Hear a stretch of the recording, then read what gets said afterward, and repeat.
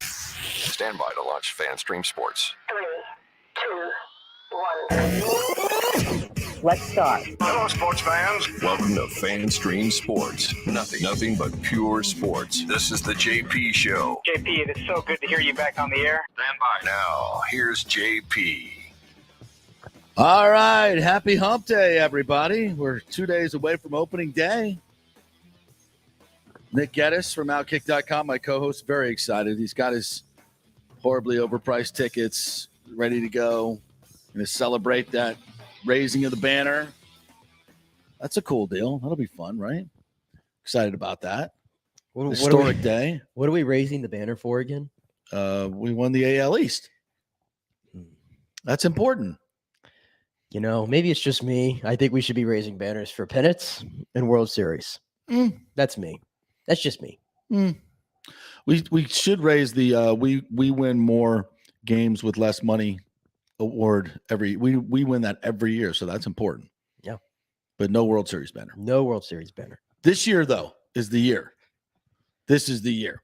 Very excited. Welcome into the program today, the JP Peterson Show, brought to you by the law offices of Christopher Palermo. Another fantastic show is in the works today. I'll try not to screw it up.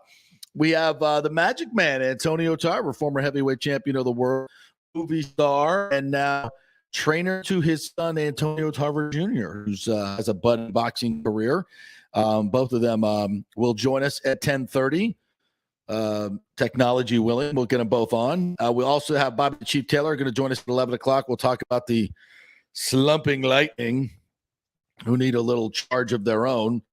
At 11:15, Brian Reed, Matt Kuchar's caddy, tour caddy, will join us to talk about the Masters. And as we told you yesterday before we went off the air, Tiger has committed to play. He has committed to play the Masters. He's out this morning playing a practice round with Freddie Couples and Justin Thomas. He looks good. The swing looks very controlled. It looks effortless, much different than his old swing where he was trying to kill the ball. That worked pretty well, though. So we'll see. We'll see what happens. He's gone from 50-1 to 40-1 after yesterday's comments. Everybody who's played with him says he looks phenomenal. He's striking the ball well. We'll hear a little bit of audio from Tiger a little bit later on in the show, but saw some hot video of him this morning, and I think it's all systems. It's, you know, he's going to try unless the temperatures get so cold in his warm-up tomorrow. He doesn't go off until 10:30, so that's good. It'll be nice and warmer than it is a 7:30 tee time, so that's good. And then he'll go off a little bit later on Friday, I believe 1 o'clock on Friday. So, fingers crossed that it doesn't get too cold. His back doesn't seize up on him and he can get out there and play and play well. I mean, he feels like he can win. People that have watched him hit the golf ball say that he's hitting it as good as he's ever hit it. So it's Tiger Woods. Who knows? Who knows? Anything can happen. So we'll get a little Tiger talk in today as well. But I wanted to begin with our Tampa Bay Rays, as we just mentioned, opening day coming up on Friday. Those of you hoping for a little J-Ram signing, a Jose Ramirez, doesn't look like that's going to happen. Cleveland is evidently close to a long-term contract for him. So that's another one of the hopes and prayers that Rays fans will have to go without. Already some postponements today in baseball. Red Sox and Yankees have been postponed. The Twins have been postponed as well. So we know that the Rays are going to be playing. If there's one thing we do know and we love about the Dome, it's that we will have no rainouts. Yeah, so stop disrespecting my lovable Trop, my Dome. I already saw like Carney and Topkin were out there and they took a nice picture of the Trop, and it just looks it looks glorious. It looks glorious. I can't wait to get in. That's fantastic. Going to go early? I'm going early. Yeah. After I leave this show, I'm batting practice. Oh, I have to be there for batting practice. Yeah. Have to be there for batting practice. I have to get my hot dog, my Cracker Jacks, and my beer. Cracker Jill, and my beer. Yeah. And I have to be sitting in my seat, ready to go. I need to hear the introductions. I don't know who's the Ray. By the way, I've always wanted to know what's the name of the Rays PA announcer. Do you know? I do not know. Well, he's awesome. Yeah. When I hear that voice, it's baseball season. Yeah, he's good. He's really good. I tell you what, when the Trop is full, it's great. I love it. It's a fun atmosphere for playoff games. I mean, obviously we wish for better. We'll have news on that in just a second. But yeah, it's got a great vibe. It's a pain in the ass when it's crowded too. You can't, lines are long. It's not big enough. It's not enough points of sale. Blah blah blah blah blah. And that'll all be fixed in the new stadium. And that's fans need that. They really do. Crowded games are it's tough logistically. It's tough to park. It's traffic. Blah blah blah blah blah. Whatever. But opening day is a beautiful thing. It's a beautiful thing. And I look, this team has a great chance to compete with the big boys. We love the team. We speak positively about the team. It's the other stuff that pisses us off. And I am excited about this team. I'm excited to see what they can do because I think their potential is incredible, but I also think their downside is pretty significant as well. You hear a lot of people saying this could be the year it doesn't work. I'm still trying to figure out the Manuel Margot contract. That you told me a weird stat that in his second year, he'll make $10 million in that contract, just 3 years away. He'll make $10 million, which would make him the what? If I'm correct, he'd be like the 5th highest paid player in Rays history, I believe. So you're talking, I believe on that list, you're talking Charlie Morton, Evan Longoria, Kevin Kiermaier this year, Carlos Pena 1 year, and now Manuel Margot next year. The highest average salary for a season. Yes. Make it make sense, please. It's hard to make sense. It's hard to make sense. And so he's more than double in salary more worthy than Austin Meadows. Yes. And we hit over 30 home runs 1 year, was an all-star, had 106 RBIs last year. Yes. In 146 games. Yes.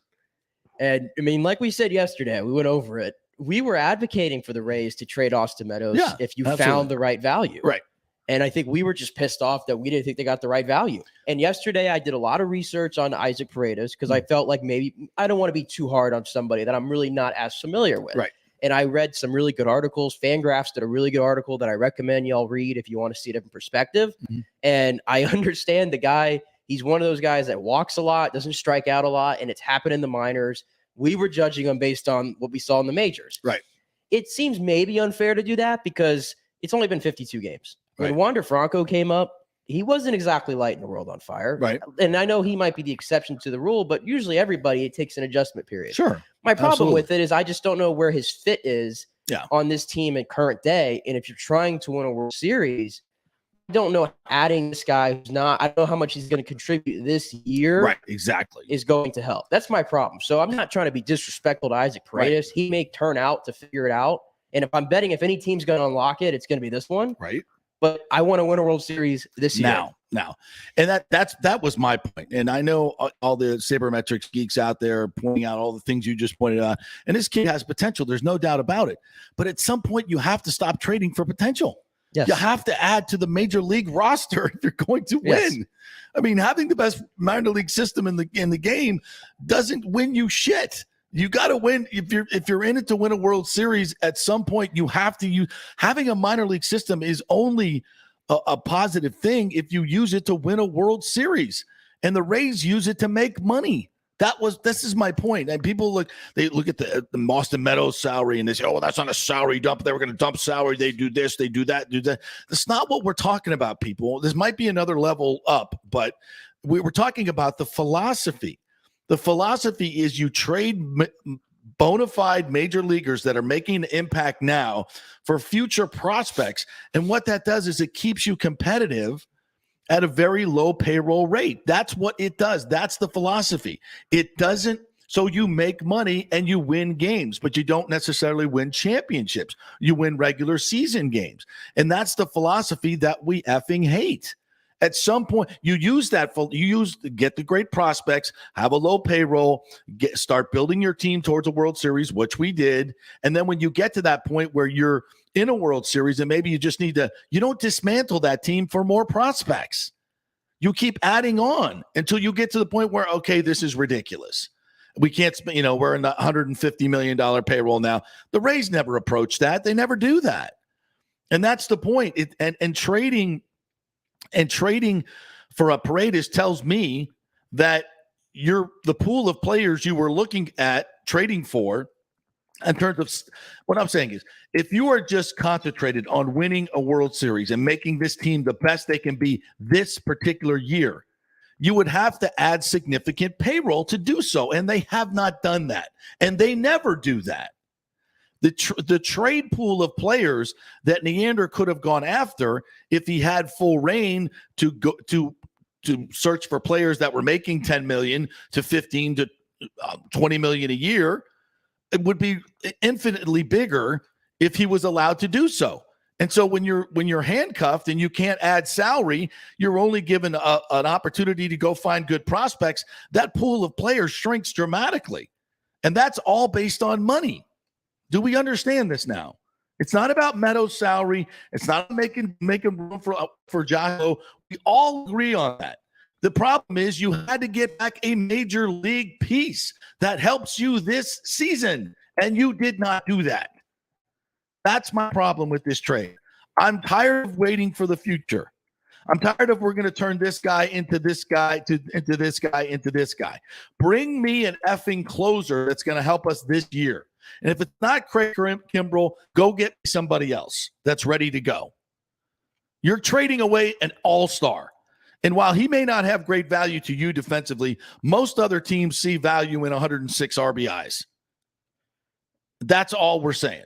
And it's the overall overarching philosophy of not adding significant payroll that brings you this return. And I could be wrong, but I know the Rays, Paredes is somebody that they have looked at since before the lockout, of somebody they wanted to get because they see a lot of potential in him. They see that Detroit seemed to have maybe given up on him. He was kind of blocked. He was not going to be on their opening day roster this year, and they kind of identified that's what they wanted. I don't think the Tigers were hell-bent on really keeping him. I don't see any Tiger fans like, oh, I'm so sad we gave away Isaac Freitas. No, they're jumping for joy. But more so, I just feel like if you want to go get him, I don't think it had to be at Austin Meadows' expense. No. I think there might have been somebody else maybe that you could have traded to go get him, because I don't know how high the Tigers' price was if it really was Austin Meadows. I mean, he's a 30 home run, 100 RBI guy. I understand there's limitations to him, and for those the reasons, we were advocating for the Rays to maybe deal him. I'm aware of that. But there's not that many guys who do that. There's got to be other teams that value him. To play the designated hitter role. Exactly. You got 30 teams in baseball now who need a designated hitter, not just 15. Exactly. That's the issue. All right. And the Manuel Margot contract, it's great that they're spending money. I just don't see that is the guy that you need to make your fifth highest paid player ever. I like his game. But I don't think I think there are a lot of Manuel Margots out there. I don't think there are a lot of Austin Meadows out there. And the numbers bear that out. Whatever freaking metric you want to throw out there. Well, he is a typical Rays player in that he's excellent at defense. He's an excellent defensive player, good on the base path, probably a league average hitter. I told you that yesterday. If you want to go by OPS, which is like one of the better stats to judge a hitter based off of, because you're literally combining on base and slugging. Right. His OPS last year was 696. It's awful. And that is below average in the MLB realm. So I understand they love his defense. They love his versatility. He's a Ray kind of guy. If you want to lock him up, go ahead. It's just interesting who the Rays choose is valuable more than others. That's my thing. And I shouldn't be questioning the Rays, because like I've said many times, and we all have, they seem to always figure this out and they always win these trades. But just looking at the moment, though, the trade most of the time, who's starting for the Twins on opening day? We would have said they won the trade when it happened. We would have said that. Well, you can't have it both ways. You can't say the Rays always end up winning the trades, which they do a lot, but they've made a lot of mistakes lately. They have. Not re-signing Charlie Morton and still do that trading Blake Snell were ridiculously stupid. I would still do the Nelson Cruz trade over again. I would still do it again. It was the right move. I think going out and getting a hitter was a right move, but I think they gave up too much. That was the going rate at the deadline. Was it? I think it was. It would be nice to have Joe Ryan. He's starting opening day. Yeah. But you you live with the moves you make. All right. So that some of these things though are, what did they do this offseason to make this team better? They went out and added. I will give They them got Corey credit. Kluber, They who added pitched Corey well Kluber, yesterday. which is what they needed. They needed a Yes, veteran. absolutely, 100%. I would have loved to have maybe another veteran, but clearly they're hedging their bet on Ryan Yarbrough, who, I mean, to his credit, has looked really good in spring. He's throwing 90. Really has. So I'm excited to see that. Patino earned a starting spot. I wasn't expecting that, but obviously the Baz injury made it to where he could go in there. So they added him. They love Brooks Raley from the left. Yeah, have a lefty guy in the bullpen, and they've added a right-handed hitter. And Harold Ramirez. He might not be the most flashy name, but hey, he's a guy that hits very hard. And like I said, they're going to try to do the Yandy Diaz thing. I'm hoping he'll hit a few more homers than Yandy Diaz has ended up hitting. I don't think they've really unlocked his power like they wanted to. Maybe they can unlock Harold Ramirez's. Yeah. Well, we'll see. We'll see. This is what this season is all about. It's going to be exciting. I love a lot of the potential of this team. It could be, and you've got the best manager in baseball as well. And you've got that Rays clubhouse that always seems to play above their heads. And you have to understand too, and I lose sight of this. Wander Franco has the opportunity to become a top 10 player in this game this year. Yes. If we're going off trajectories of the Juan Sotos of the world, the Ronald Acuñas, the Vlad Guerreros, and the Fernando Tatises, and he's in that category. He is, and make no mistake, he's in that category.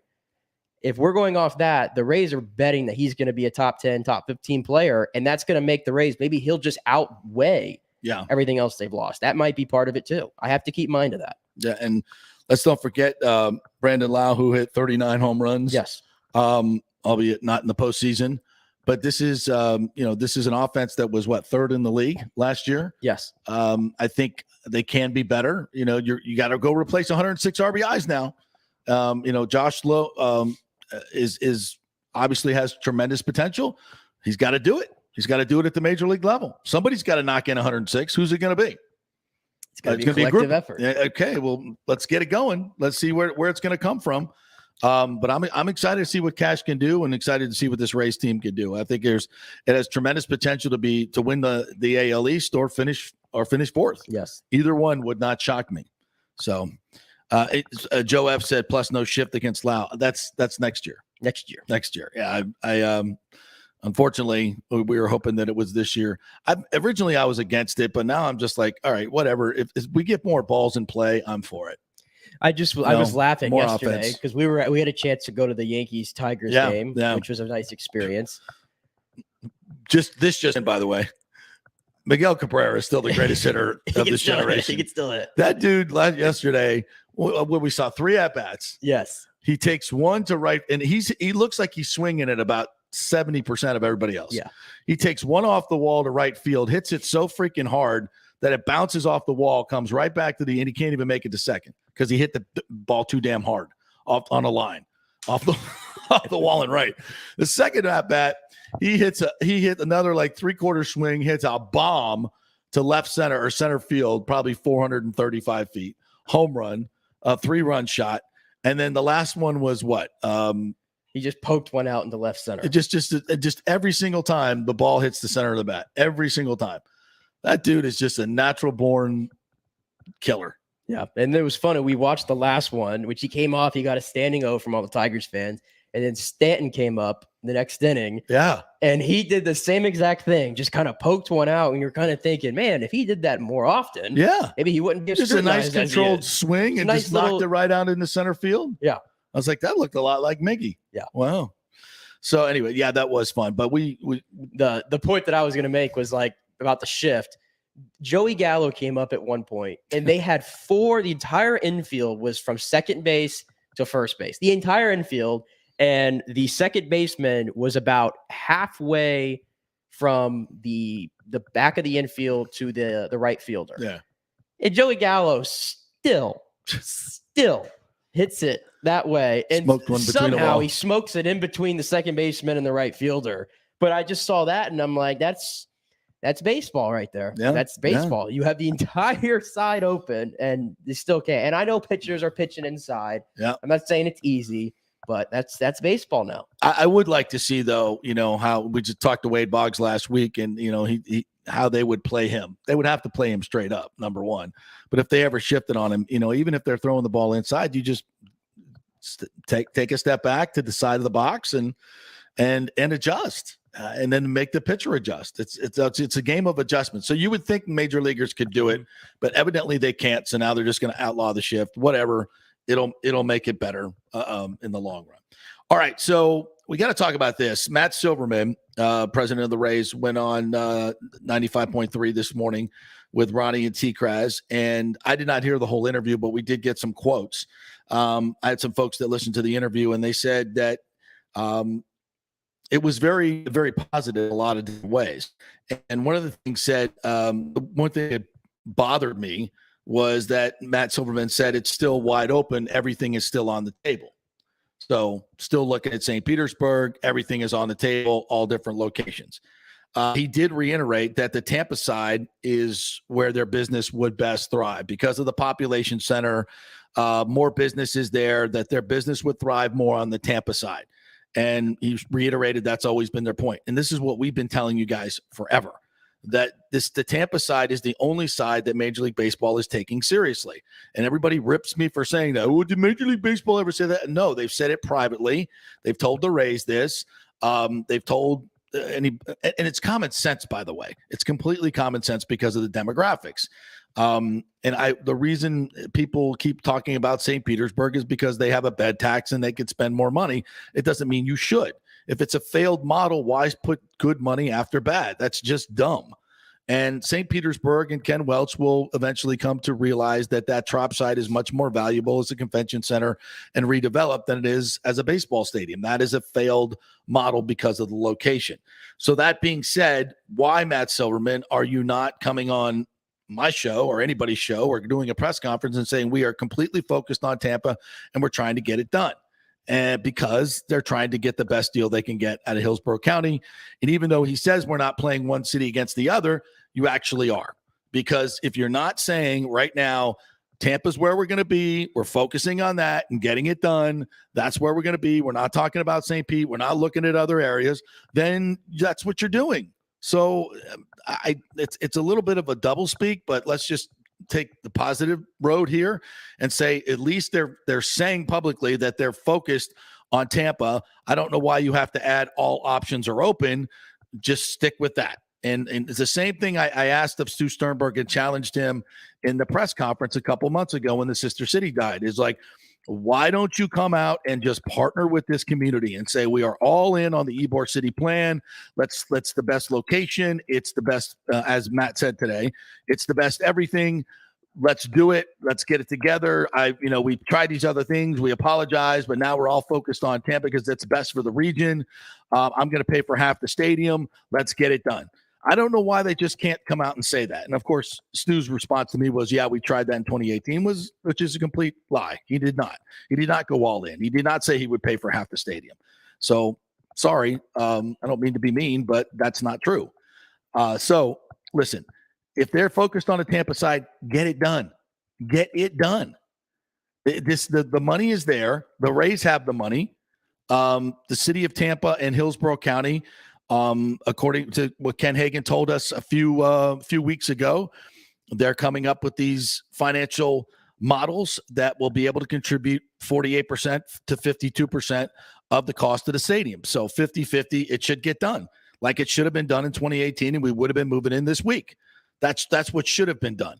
But here we are again, and if Matt's going to say, look, the Tampa side is it, then let's get it done. I don't understand what the problem is here. It boggles the mind.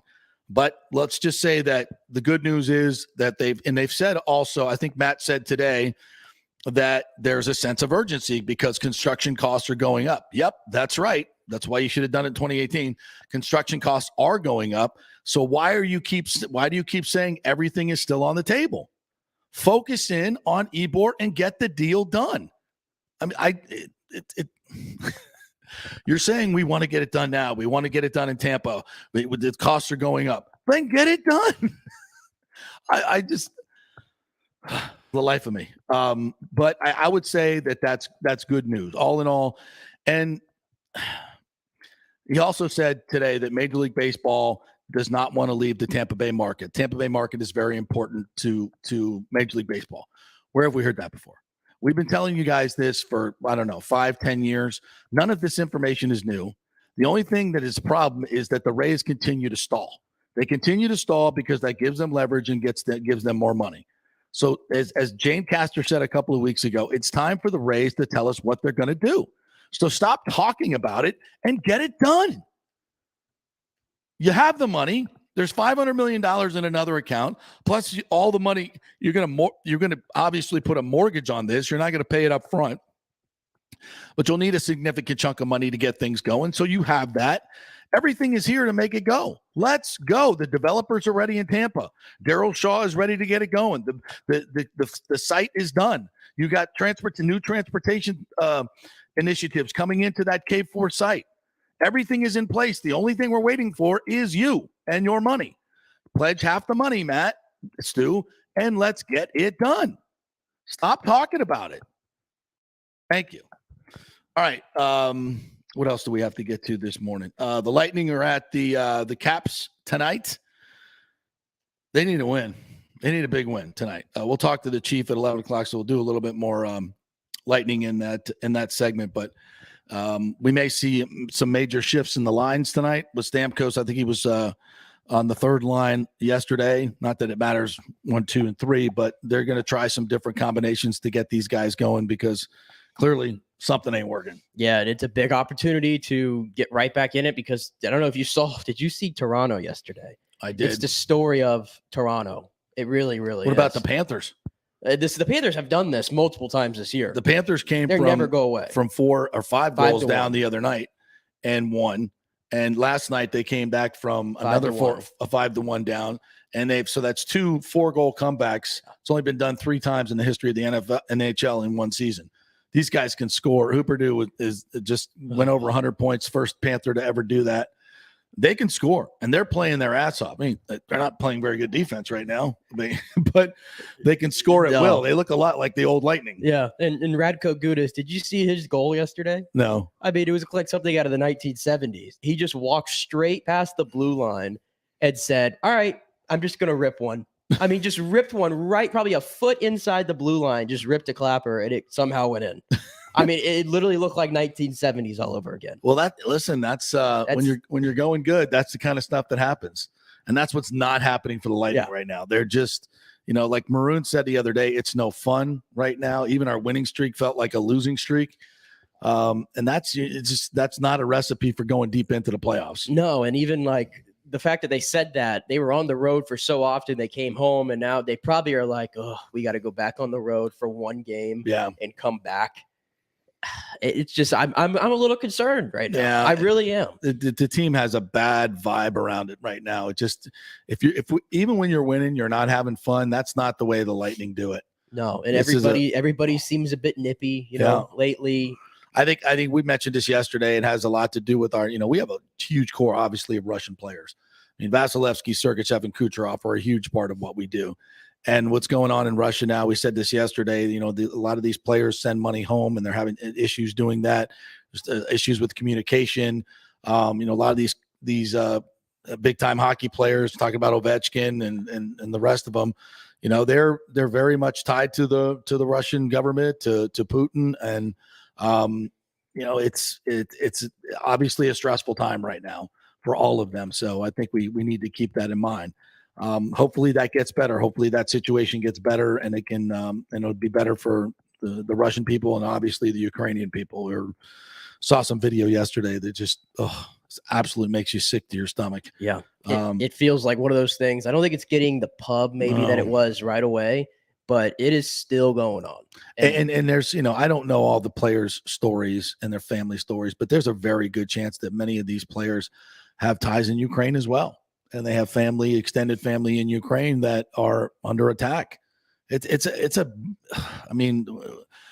horrible thing to see, but can imagine if your family was in the middle of it.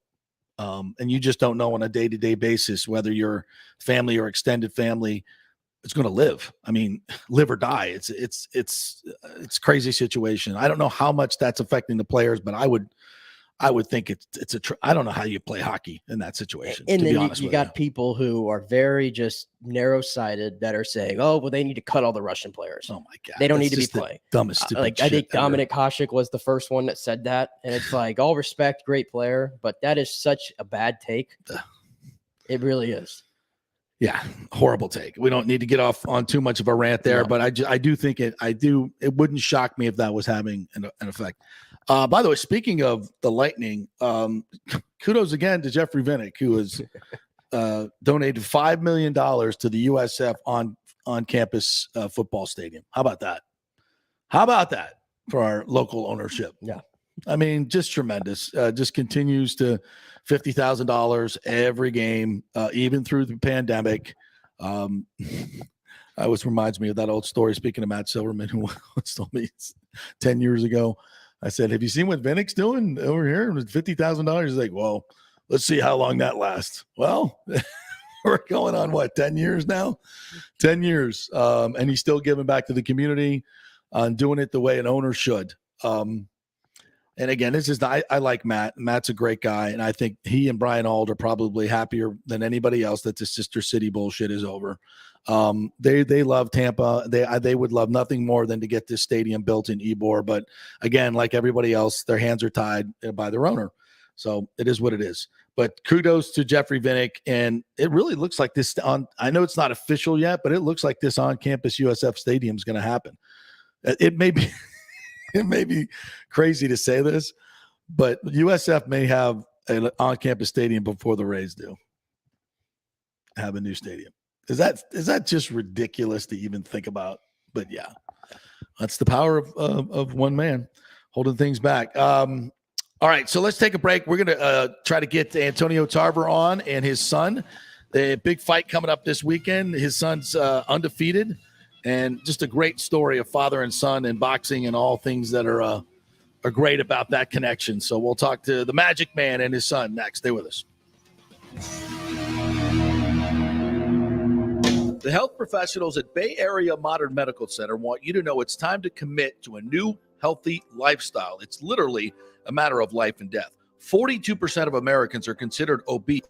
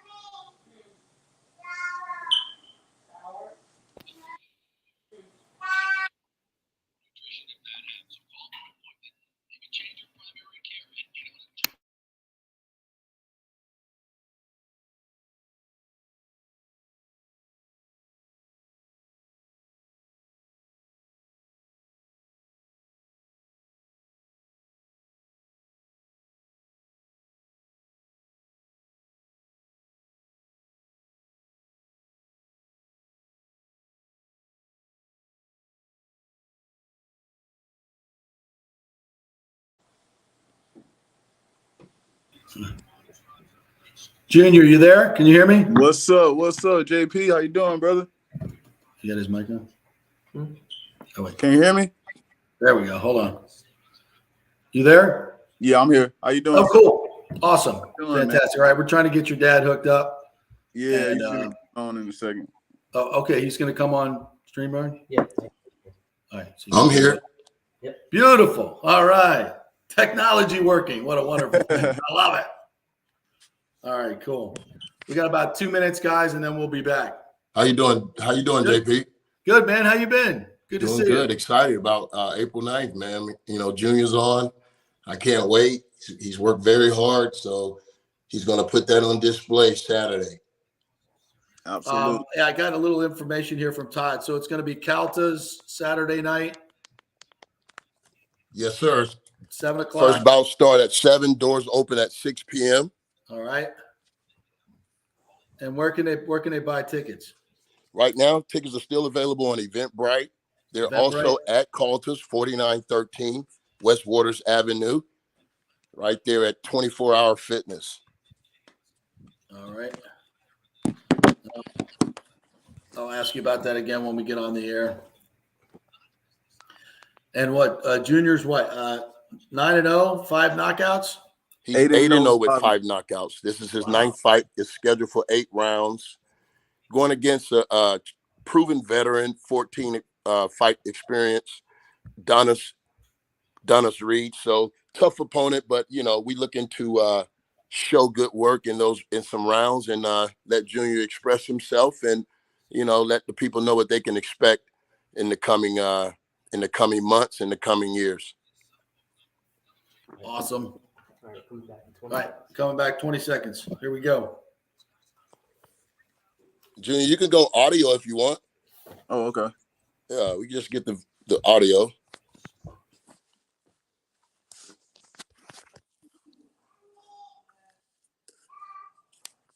Or email him at scott@amstampa.com.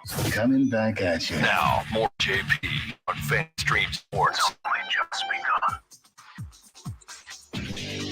All right, welcome back to the JP Peterson Show, presented by the law offices of Christopher Palermo. You can find out more at palermopa.com. We are very pleased to be joined by the former light heavyweight champion of the world. He is a movie star, a superstar, boxing commentator, bronze medalist at the Olympics, the great Magic Man, Antonio Tarver, and his son, Antonio Tarver Jr., who's going to be fighting this weekend here in Tampa. Gentlemen, how are you both? I'm doing great. Hello, JP. Doing well. Thank you. Hello, Tampa.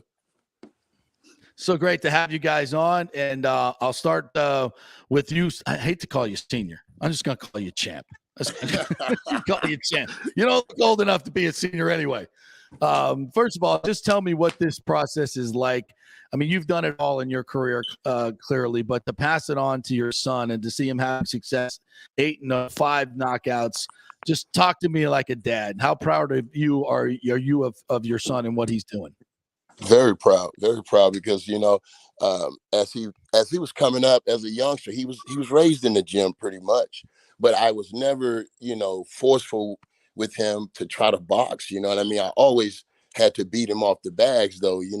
He had it in him, but I was just focused on what I was doing, where I didn't want to force him to fight. I know it's a tough sport. But when he chose it, and I want people to understand that he picked this, I didn't. So, he understood that there was going to be some sacrifice, some hard work, some sweat and some tears. So he had to go through that process. And I can tell you, it hasn't been easy, but he's come full circle. And then, I want to just let the people know that, Saturday night, they're going to see a focused Junior, like maybe they haven't seen before. And I think that his work ethic, his commitment to the game now is going to show that in his ability to do what he wants to do in the ring. So I'm just excited that I'm there in his corner and I'm able to lend him all my experiences. So, that's what I'm here for, to give him, and he's going to be able to do whatever he wants with it. That's awesome. As a dad myself, and have coached my son a little bit in football, not to any part of this level, obviously, but it's the same proud feeling. And Junior, I got to ask you, what's it like to be trained by your dad? I mean, you grew up watching your dad become a light heavyweight champion of the world, an Olympic medalist. What's it like to be doing this with him? It's a great feeling. He's definitely a great part of this right now, because of the simple fact, like he said, I can take what, the good things that he done and the bad things that he done, and also, learn from him and, make sure I don't make the same mistakes. So it's definitely a great feeling, man. He keep me protected in there, and he's super hard on me every time. And I think that's the perks of having a world champion as your dad. You know what I'm saying? He's not going to sugarcoat it with you. He's going to just keep it straight up 100 with you. And that's all I can say, man. He always keep me ready for every fight. He's constantly talking to me mentally, on the phone. He always coaching me all the time. So yeah, man, I think it's a wonderful feeling. And Junior, what was the moment that you said, you know what, Dad, I want to do this? This is something that I really want to do, and I want to do it seriously. What was that thought process like for you?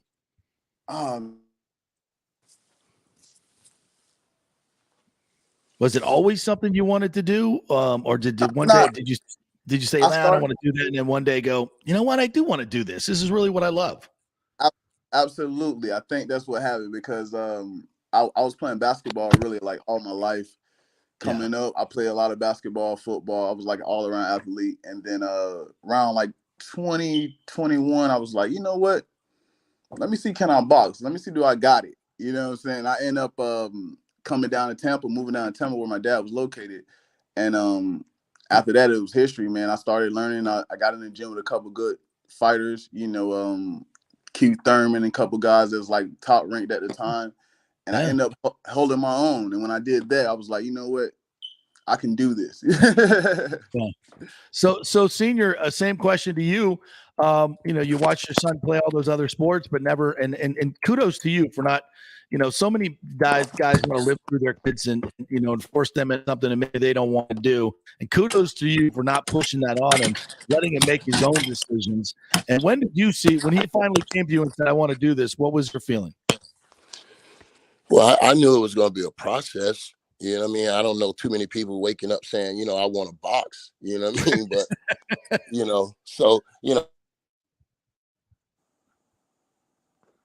Oh, we may have lost senior there for a second. Take his course. And, he had to find himself. Yeah. And what do you see in him that you think is going to make him successful in the boxing arena? That's a question for you, champ. I think we're having a little. I think he's going in and out right now. Yeah, sorry about that. Technology worked for a while, but now we're a little. So the question is, what do you see special in your son? Clearly, he's a great all-around athlete, but what makes him special as a boxer?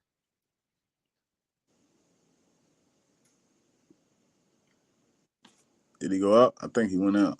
Yeah, I think he was going in and out. Junior, we'll come back to you. Talk to me about this fight Saturday night at Caltas, and it's here in Tampa. So you're gonna have a lot of hometown folks here watching you. 7:00 with the first bout start.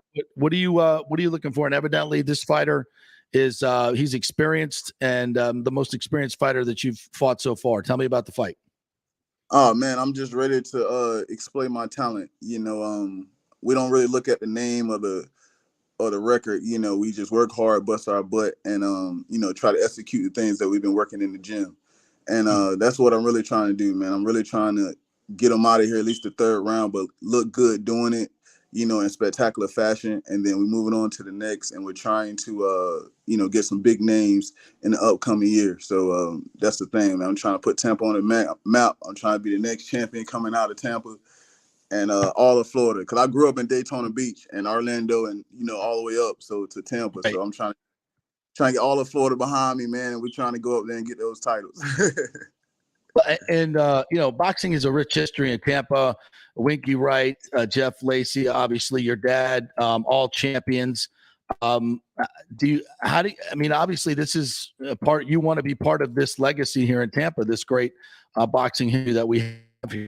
Those guys, have met them? Have they had any effect on your training and your decision to be a boxer? Yeah, my dad and Winky Wright, like they like brothers almost. So I get to talk to him a lot. I got his number. Anytime I need to call or talk to him about anything, that's great. I met Jeff Lacey a couple of times, and me and Keith Thurman, we did some work together. So I touch all these people, man, and I understand. It's something on your back, but you just got to carry it. And you know what? You got to do it with pride and look good doing it. We're talking to Antonio Tarver Jr., and I think we still have Senior on the line. Senior, are you there, champ? I think he's dropped off. All right, Junior. So it's coming in and out. It's getting in and out. Yep, it is. It's all good, though. All right, Junior, we'll just continue with you. So this fight coming up on Saturday night, it's at Caltas. You can get the tickets at Eventbrite. Just Google it, Antonio Tarver Jr. Eventbrite, and it's going to be a great. Doors open at 6:00. You got a lot of other fighters on the card. What else can you tell us about the night there, Junior? Oh man, we got a lot of local talent coming up. I gotta say, what's his name? Ricardo from out of Keith Thurman gym. It's pretty good. So they got Ricardo coming out. A couple other people, Eddie's from the gym, I can't remember his name though, but it's a couple guys. My dad got all the information. You know, I'm more focused on my fight, but yeah. But it's a lot of good local talent coming out and good fights, man. You know, Marcus Willis. I don't know if y'all know. I think he's from Fort Myers. So we got a good pack card. You know, I think it should be a lot of exciting fights going on, and hopefully I steal the show. I'm definitely gonna try to steal the show. Well, we know that's gonna happen. We know that's gonna happen for sure. Junior, what do you remember most about growing up and watching your dad fight? Was there one particular fight, one particular moment, or maybe it was being in the Rocky movie as Mason the Lion Dixon? What do you remember most about your dad growing up? Man, I just remember that he was just a hard worker, and the Roy Jones fight, man. I remember that like it was yesterday, man. It was crazy because he was saying he was gonna knock him out, right? And all my friends at the time was like, man, no way, like he's not gonna knock out Roy Jones. I'm like, look, bro, my dad said he's gonna knock out Roy, he's gonna knock him out. And when I went down to training camp, 'cause I used to always go to training camp with him, and you know what I'm saying, like he said, I was always around boxing, so I used to go to training camp with him. And when I went down there, you know, he was like I never seen him look so focused and serious about what he was trying to do. You know what I'm saying? I'm like, Dad, like, you sure you gonna knock out Roy? He's like, yes, I'm gonna knock out Roy Jones, son. I'm like, all right, bet. But the focus that I seen in his eyes and the work that he was putting in, I was like, damn, he probably gonna do it. And then second round, he ended up knocking him out. So that was a crazy moment. And then like when I was walking out with the crowd, I had the belts with my dad. I was holding the belts, and the ground was shaking like a college game. You know how like a big old college game going crazy, and it was just rumbling. And I'm like, man, this is crazy. Like my feet was shaking right as I was coming out with the belts. I'm like, how can he stay so focused with all this going on, with the crowd going crazy, the ground shaking at the time? And he really was like locked in, focused. So that taught me a lot, and I kind of think that groomed me into wanting to like fall in love with the lights and the you know, just being that star at that time in the moment. So I think that really got me into it, man. I was just like, man, and it can change your life overnight. So it's funny. I can hear the pride in your voice. I mean, that feeling of, man, that's my dad, man. He just knocked out Roy Jones. Yeah, absolutely. That's a cool deal, man. I don't think my kids ever got that thrill. The most I can say is they saw me on the Jumbotron at the Lightning game, but that's pretty cool too. That's pretty cool too. Yeah. Listen, I wish you the best on Saturday night. Hope to be there myself. I want to see you in the ring. I've watched your dad fight so many times, and not only just fighting, but what he's brought to this community.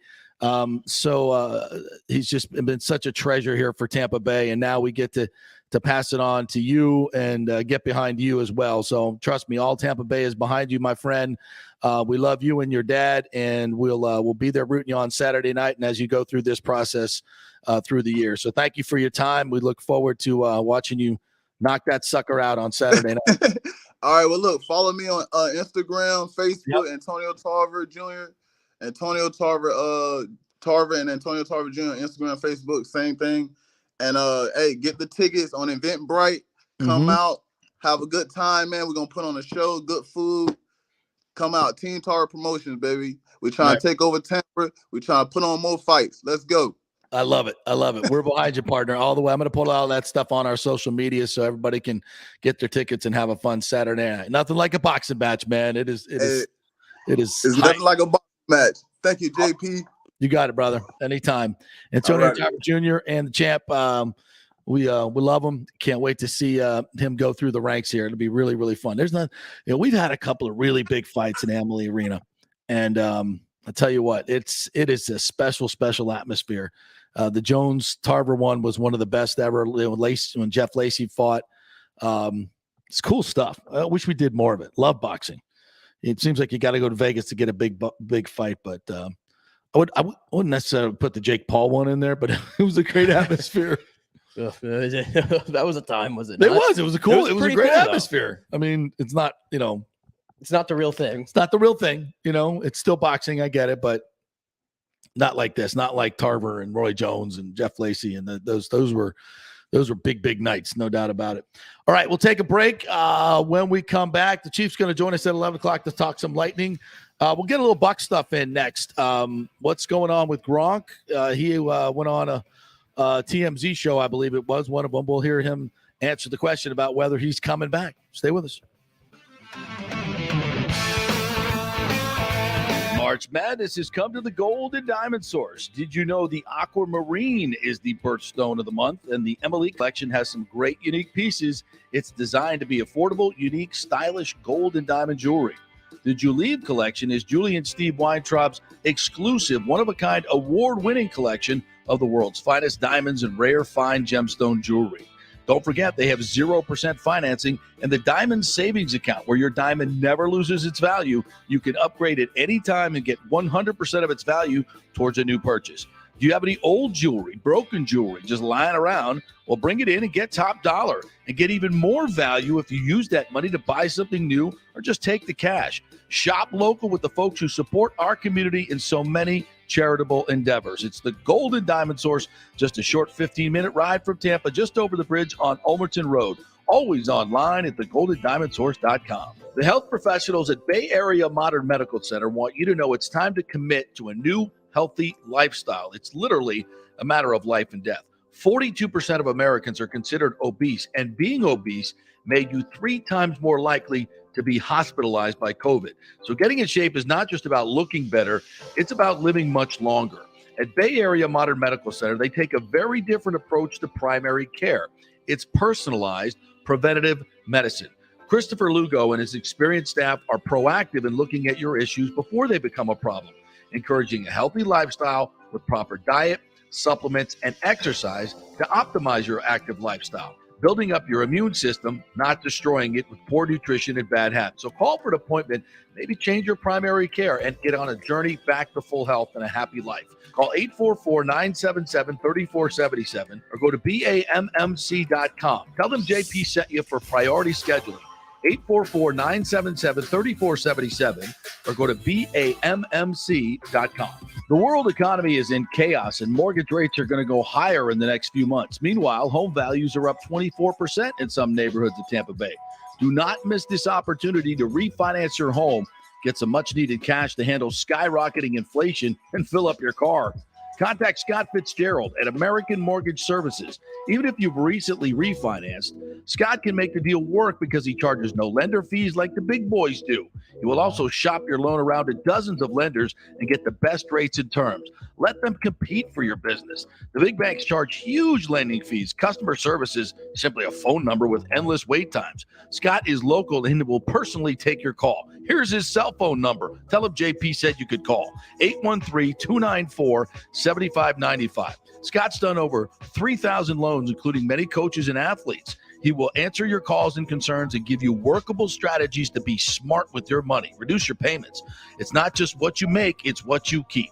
813-294-7595 or email him at scott@amstampa.com. Have you purchased a home in the last 10 years and the stucco is starting to come loose from the upstairs portion? Well, that can cause some serious damage that you can't see until it's too late. Is it becoming an eyesore? Have you contacted the builder and just can't get any relief? That's very common here in Florida. So call the law offices of Christopher Palermo. They can help you. Call 813-221-5636. That's 813-221-5636. He's recovered millions for his clients. The law offices of Christopher Palermo at PalermoPA.com. March Madness has come to the Gold and Diamond Source. Did you know the Aquamarine is the birthstone of the month? And the Emily collection has some great unique pieces. It's designed to be affordable, unique, stylish gold and diamond jewelry. The Julieve collection is Julie and Steve Weintraub's exclusive, one-of-a-kind, award-winning collection of the world's finest diamonds and rare fine gemstone jewelry. Don't forget, they have 0% financing and the Diamond Savings Account, where your diamond never loses its value. You can upgrade at any time and get 100% of its value towards a new purchase. Do you have any old jewelry, broken jewelry, just lying around? Well, bring it in and get top dollar and get even more value if you use that money to buy something new or just take the cash. Shop local with the folks who support our community in so many charitable endeavors. It's the Golden Diamond Source, just a short 15-minute ride from Tampa, just over the bridge on Ulmerton Road. Always online at thegoldendiamondsource.com. Ladies and gentlemen, Let's rock. This is FanStream Sports with JP.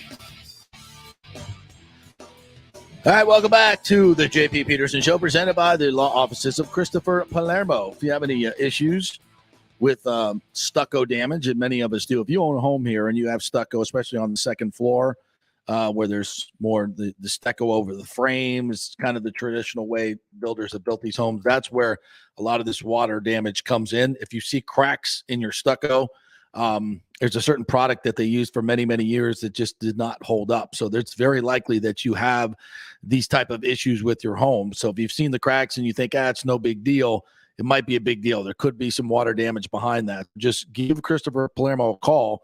You can reach him at the website, palermopa.com, and he'll tell you whether you have a case or not and let you walk you through the whole thing, because you don't want to be sitting there 2 or 3 years later and finally see things falling off your walls inside your home. That's a bad thing. When you can get mold damage, all types of stuff. It's not good. So nip it in the bud and have someone represent you that can get that thing fixed, and you can get money for it. So that's palermopa.com. Give him a call. Please tell him you heard it on the JP Show. All right. I want to get to a couple other stories. We're going to have Bobby the Chief Taylor coming up here in just a second. So we'll talk some lightning big time. Rob Gronkowski did a interview with the TMZ folks talking about what's going on with him. And he's got a big party coming up at Gronk Beach, the weekend of the NFL draft. He'll be hosting Gronk Beach in Vegas. That doesn't sound like fun at all, does it? No. Do you know that? Are you being sarcastic? Yeah, of course.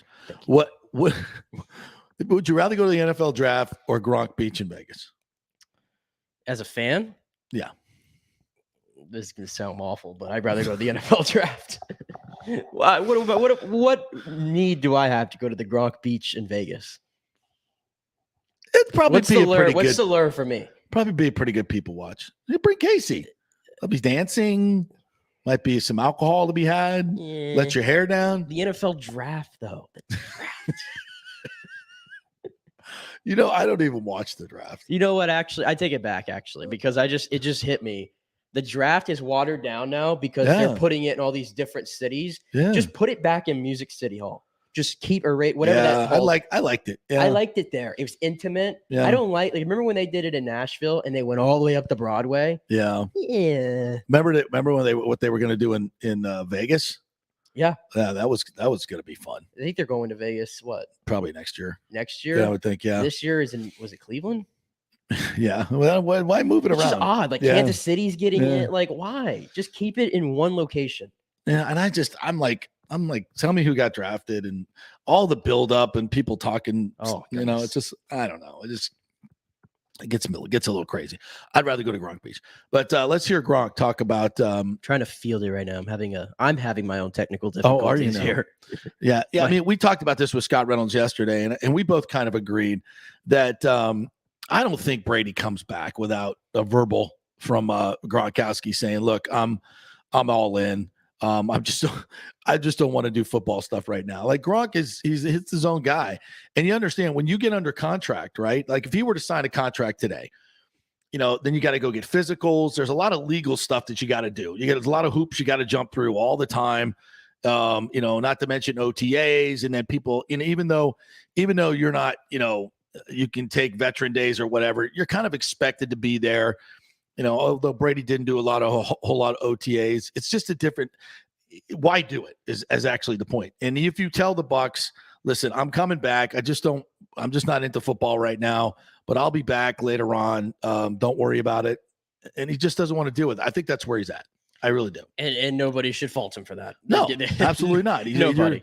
And when you're at this point in your career, he doesn't need to be at these OTAs. He knows what his body can and cannot do, and his body needs to heal. His body needs to heal. He needs to be fresh mentally and physically for the season. And I think he just needs to go blow off some steam, go do what you do, brother, and be back. So I'm not super concerned about it. And we can't get the audio right now, but basically that's what he said is like, I'm not into football right now. I'm just not into football mindset right now. I just want to do other stuff. And once you sign that contract, you kind of become theirs.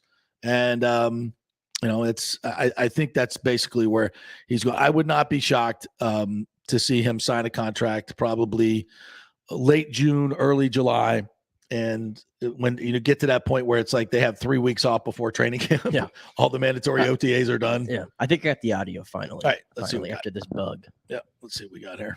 To you, a surprise? Did you have a heads up? On the Brady. Well, it was a shock that he did retire. It was definitely a surprise. And then it was a shock again once he came back just after 40 days. I thought he was going to make a comeback eventually because he's just, on top of his game. It's just unbelievable at the age, at age 44, going into age 45, just how accurate, and how dominant his arm still is and how just ready to go he is. It's just unbelievable, just epic how he's just still going. It makes a lot of sense because I see his daily routine. It's unbelievable. He's super strict. He's super on top of it. It's just amazing. He's super pliable. He just works hard at everything he does. So it was actually a shock when he retired because he still has so much left in the tank. I believe personally, just seeing him play all the time, that he can go to like 50, 55 years old. I don't see why anything that's going to slow him down all the way up to age 50. Right. Because he just has that much skill set still. Is there a thought that you might come back and play another season? Right now, I'm not, I'm not all in right now. You said right now. Right now. I mean, that's why I'm not signing a deal, because if I'm not all in, if I don't have that mindset to be 100% all in, it's not fair to the game of football. It's not fair to my teammates. It's not fair to myself, because I played 11 years. It's a grind week in and week out. You have to be 100% all in if you want to play in the NFL. I mean, you're getting beat up week in and week out. You got to be on top of your game. If it's not the Tampa Bay Buccaneers, I'm hearing rumors about you and Cool Joe in Cincinnati. Is there possibility you come back to football, just not in Tampa? I love Joey B. He's a great quarterback. He actually reminds me a lot of Tom in that pocket, sitting back. He's got that young swag, that give no care swag. He's definitely an up-and-coming star. He already showed it this year. But, if I go back to football, it just only makes sense to go back to the Tampa Bay Buccaneers. Love that organization. Love the people there. Tom's the quarterback there. Great team they put together. So if I do go back to football, it's hands down with the Buccaneers. Well, that ends any of that Buffalo malarkey. So, he's coming back. Don't worry, folks. He'll be fine. If he doesn't injure himself at Gronk Beach, he'll be fine. All right, quick break. When we come back, Bobby the Chief Taylor is going to join us. We're going to talk some Lightning hockey. They got the Caps tonight. Ugly game against Toronto. What the hell's wrong with this Lightning team? We'll find out from the Chief next. March Madness has come to the Gold and Diamond Source. Did you know the Aquamarine is the birthstone of the month? And the Emily collection has some great unique pieces. It's designed to be affordable, unique, stylish gold and diamond jewelry. The Julieve collection is Julie and Steve Weintraub's exclusive, one-of-a-kind, award-winning collection of the world's finest diamonds and rare fine gemstone jewelry. Don't forget, they have 0% financing and the Diamond Savings Account, where your diamond never loses its value. You can upgrade at any time and get 100% of its value towards a new purchase.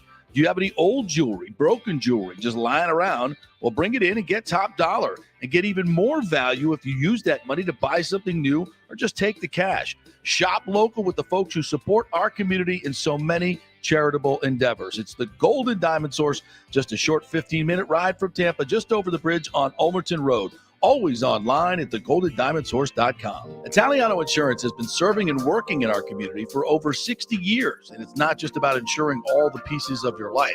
Italiano is as much a part of Tampa Bay as the Cuban sandwich, Gasparilla, and our Bucks, Lightning, and Rays. They're also active supporters of great charities like the Humane Society, Metropolitan Ministries, and local pediatric cancer centers. Hey, we all need insurance, so do business with a local company with a commitment to our community. Don't call some 1-800 number. Call Italiano and be greeted by one of your neighbors. That's 813-877-7799 or ItalianoInsurance.com. Named the Small Business of the Year by the Tampa Chamber. 813-877-7799. Cryptocurrency is all the rage today. The market cap for the industry is now over $1 trillion. And you read about people making millions of dollars, right? You want to get in, but have no idea what to do? Or maybe you dabbled a bit and you want to unlock the real money-making opportunities and don't know how to do it. There are over 10,000 tokens and thousands of decentralized finance exchanges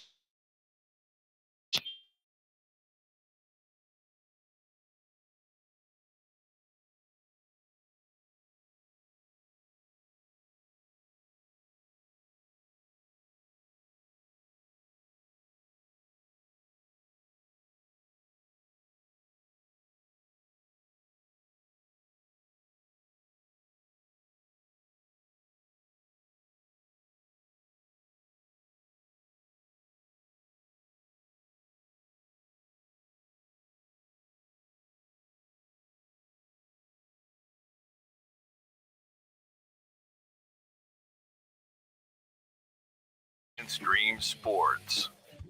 All right, welcome back to the second hour of the JP Peterson Show, presented by Bay Area Modern Medical Center. Christopher Lugo and his medical team will take care of you. If you're looking for a new primary care physician, they are taking new patients. Go to BAMMC.com and see what the difference is.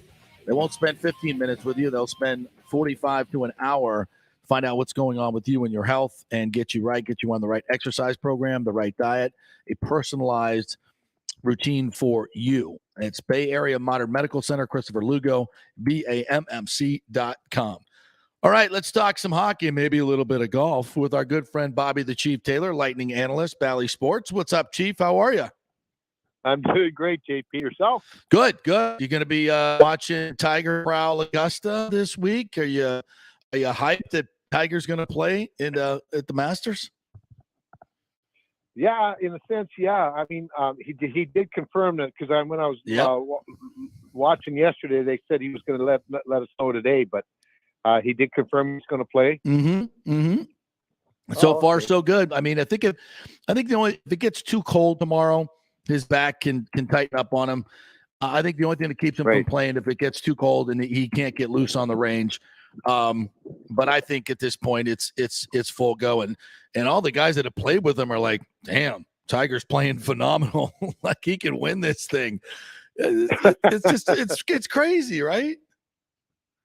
Oh, I know. You know, I mean, the thing too, I mean, I was watching the Golf Channel a little bit this morning, and one of the guys they had on there was talking about how, you know, playing Augusta is a little bit different than every other course you play because you have to play it a little bit smarter. You can't just get up there and wail away on every tee shot.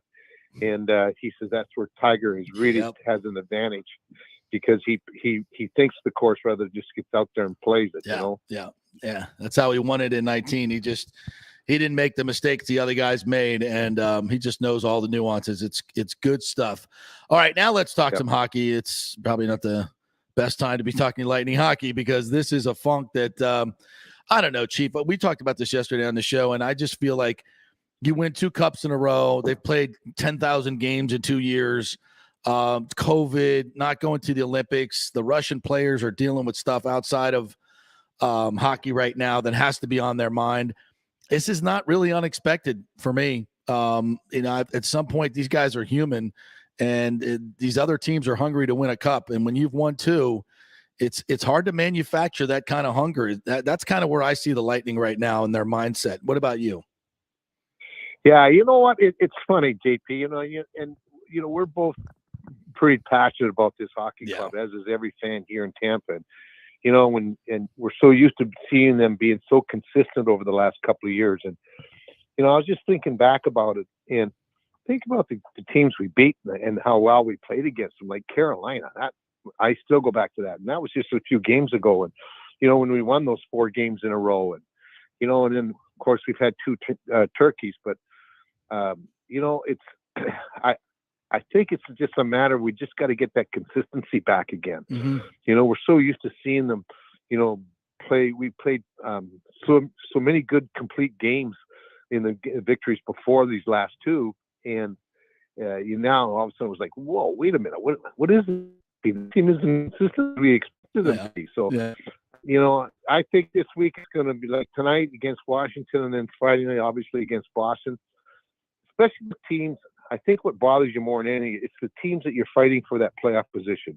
Toronto, Boston, and, you know, for me, the 3 of us are fighting for those top 3. Yeah, Toronto, Boston, Florida. Because I don't think we're going to catch Florida. I don't think anybody's going to catch Florida. No. But you know, you got Toronto, Boston, and Lightning fighting for 2, 3, and the number 1 wild card spot. Yeah. Because I think even our 3 teams are a little bit too far in front of Washington, unless one of the teams goes for a complete slide. Yeah. I think Washington will end up being the number 2 wild card. So that's the one thing. We're going to see a real battle. We get Toronto one more time again, and I hopefully that we have long memories, not short memories, because I remember how they just manhandled us in the 3rd period. So, you know what? Tonight will be a good test too. You know, we've done a pretty good job of beating Washington. They haven't been easy. It's been tough games, but nonetheless, that's the kind of games you're going to get right through to the playoffs. Bobby the Chief Taylor joining us here John Romano wrote in the Times today about Kucherov and breaking down some of his numbers. And I'd love to get your take. I don't know. Kucherov has been -8 since he returned to the lineup in January. I think last year, the last couple of years, the team has been like a +30 when he's on the ice. It's certainly not all his fault. But and we mentioned all the stuff that's going on in Russia right now. But what do you? And I'll be honest with you. I watched him the other night, and there were times where I'm just like, dude, what are you doing out there? He's just gliding around, not paying attention to any defensive assignment, making bad turnover. It's not the locked-in Kucherov that we've seen in years past. What are your thoughts? Oh, I agree 100%. He's starting back to suck. Remember, there was a few years back before we won back-to-back cups where, Coop actually benched him. Yes. Because he wasn't playing that 200-foot game. And to his credit, he came right out, and he was one of our leaders the last 2 years when we won the cup to really make sure we were playing the right way. Yeah. That's the big difference. And his line mate point hasn't been much better. Nope. When you take a look at this -6. team, they're for instance, this was the puzzle to me against Toronto. The Matthews and Marmer line, they had the Sorelli line playing them in the first period, and they get a spell. They switched the lines over and had the point line play against the Matthews line, and point Kucherov ended up -3. Yep. Marmer and Matthews ended up +3. So great point. And they weren't doing anything until they made that switch in defensive assignments, and then all of a sudden Matthews was always wide open. Marmer was setting him up. I mean, that's where Toronto just took over the game in the last 40 minutes. So, I thought that was a little strange move there too. But Toronto's a team that we're fighting in Boston. That's why I think all of us want to see this. Bring our best against Toronto and bring our best against Boston. Right. We're going to have to play one of them in the playoffs. Bobby the Chief Taylor joining us here. I said yesterday, it's almost unfair in this day and age to expect the team to be able to go back to back to back. And I'm not saying the Lightning can't do it or won't do it. I just see these other teams. I see Florida. I see even Toronto. Every team that plays the Lightning, it's like payback time. And I don't see the Lightning matching the intensity of these better teams. They're 7-10-3, I think, against the other playoff teams in the East. Obviously that's not going to get it done. Do you think it's a matter of just meeting that intensity, something they can turn up the dial, or are they just not as good as they were with all the losses of Coleman, Gaudreau, Yanni Gourde, and they just haven't been able to find the combination yet? It could be a combination of that, but also too, I'm a big, as you know that I'm a real big, I shouldn't say proponent, but mental toughness and mental strength is really important. Yep. And I think we all forget. I do myself sometimes. They won 2 cups in 283 days. Yes, that's a lot of hockey, and yes, that's a lot of high-end emotional, real concentration hockey. And you get tired, and I think that's what happens a little bit because not really as mental. Like I refer back to this one play against Montreal when we had all 5 guys caught below the faceoff circle, and the Montreal broke away 2-0 and scored that goal. Well, we've never seen them do that. In fact, I don't think I've ever seen that happen in a hockey game, to be honest with you. But when you get 5 guys caught like that, and and that's the mental part of the game. You get a little bit tired, and you can physically, I think you can play, but the game is so mental because you have to think and react so fast in hockey. For me, anyway, and you have to understand. You have to know what you're going to do with the puck before it gets to you. Yeah. You can't sit there and wait. Okay, if I get, the puck's going to be now what I'm going to do. Well, if you're thinking that way, then you're in deep doo because they're going to be checking you, or the other guy's not open anymore. So that was what was really good about Cooch, is the fact that he knew where everybody is before before he even got the puck, and that's what made him such a special player. And I think that part of his game has kind of slacked off a little bit.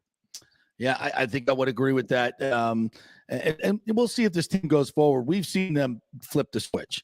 They've been able to flip the switch and just turn into that team again. And I think that's entirely possible as they get closer to the playoffs, just because they're just so mentally and physically exhausted over the last 2 years. I think that's that can definitely be true. And hopefully it is, because this could be a whale of a playoff run that they have coming. And you look at all these other teams in the East. Have you ever seen a season, Chief? You're like, wow, all 7 of these teams all can win the. I think anybody in the East can win the Cup. They just seem a lot. No question. They're all talented. They're all really good.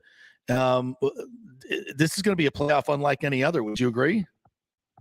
Oh, big time. I mean, really, I don't know how they're going to set the odds in Vegas, but I'll tell you, the biggest difference, obviously, and for us over the last 2 years has been Bally.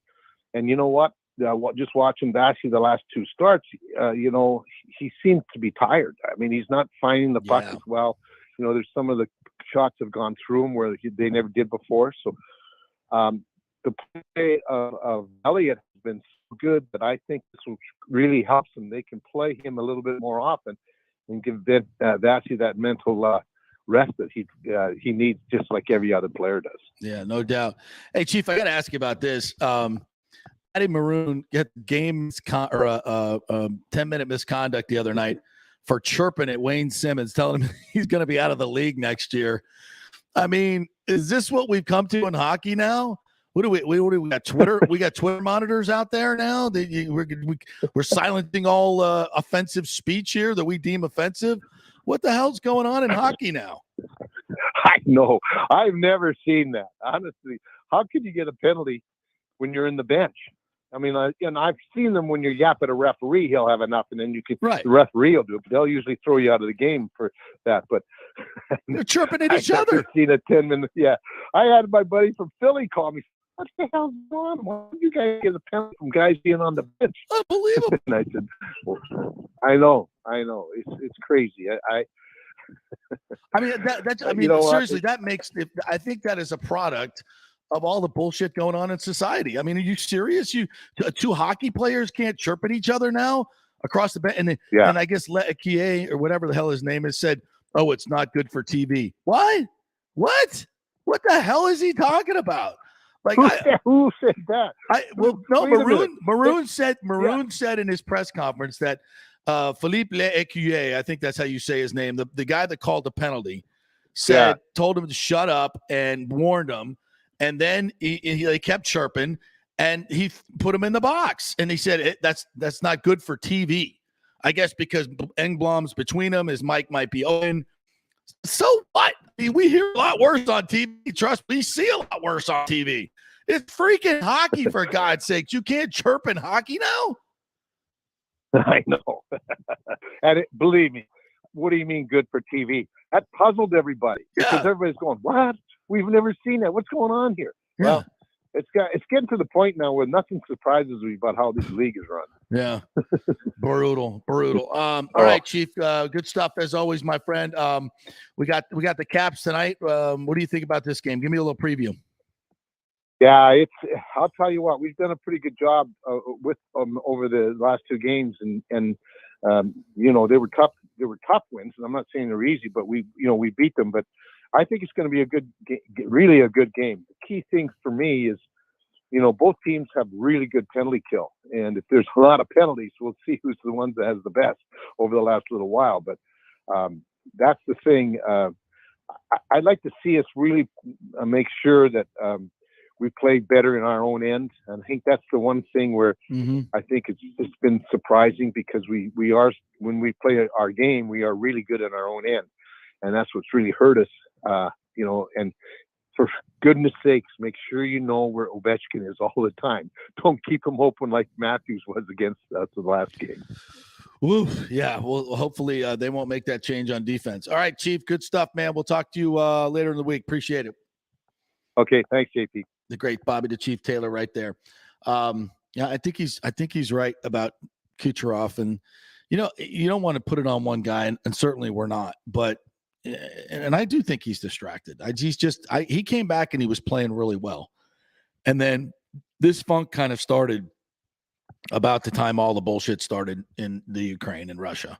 So, and we don't know what's going on in people's personal lives. You just don't know. But I think that could be a big part of what's happening.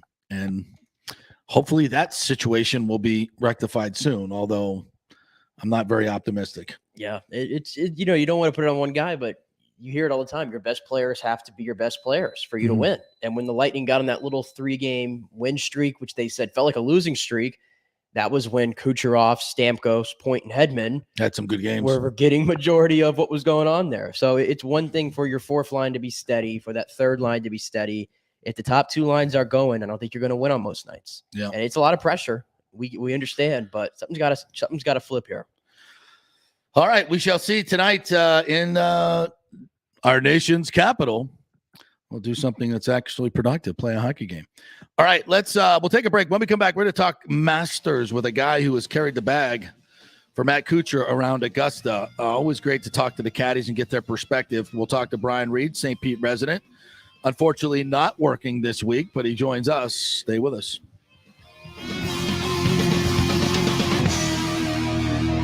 The world economy is in chaos, and mortgage rates are going to go higher in the next few months. Meanwhile, home values are up 24% in some neighborhoods of Tampa Bay.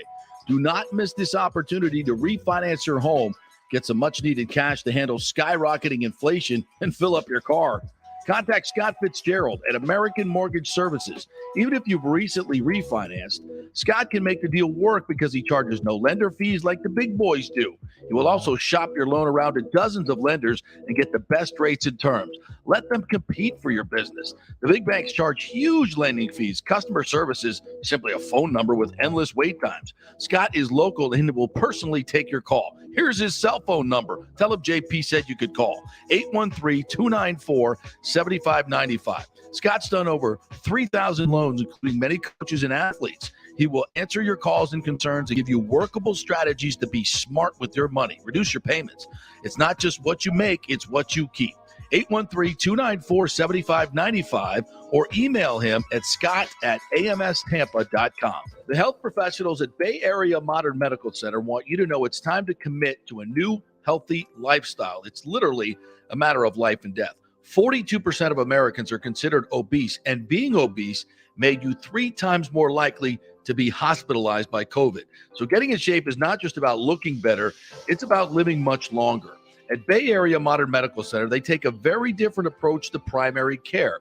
It's personalized, preventative medicine. Christopher Lugo and his experienced staff are proactive in looking at your issues before they become a problem, encouraging a healthy lifestyle with proper diet, supplements, and exercise to optimize your active lifestyle, building up your immune system, not destroying it with poor nutrition and bad habits. So call for an appointment, maybe change your primary care, and get on a journey back to full health and a happy life. Call 844-977-3477 or go to BAMMC.com. Tell them JP sent you for priority scheduling. 844-977-3477 or go to BAMMC.com. Have you purchased a home in the last 10 years and the stucco is starting to come loose from the upstairs portion? Well, that can cause some serious damage that you can't see until it's too late. Is it becoming an eyesore? Have you contacted the builder and just can't get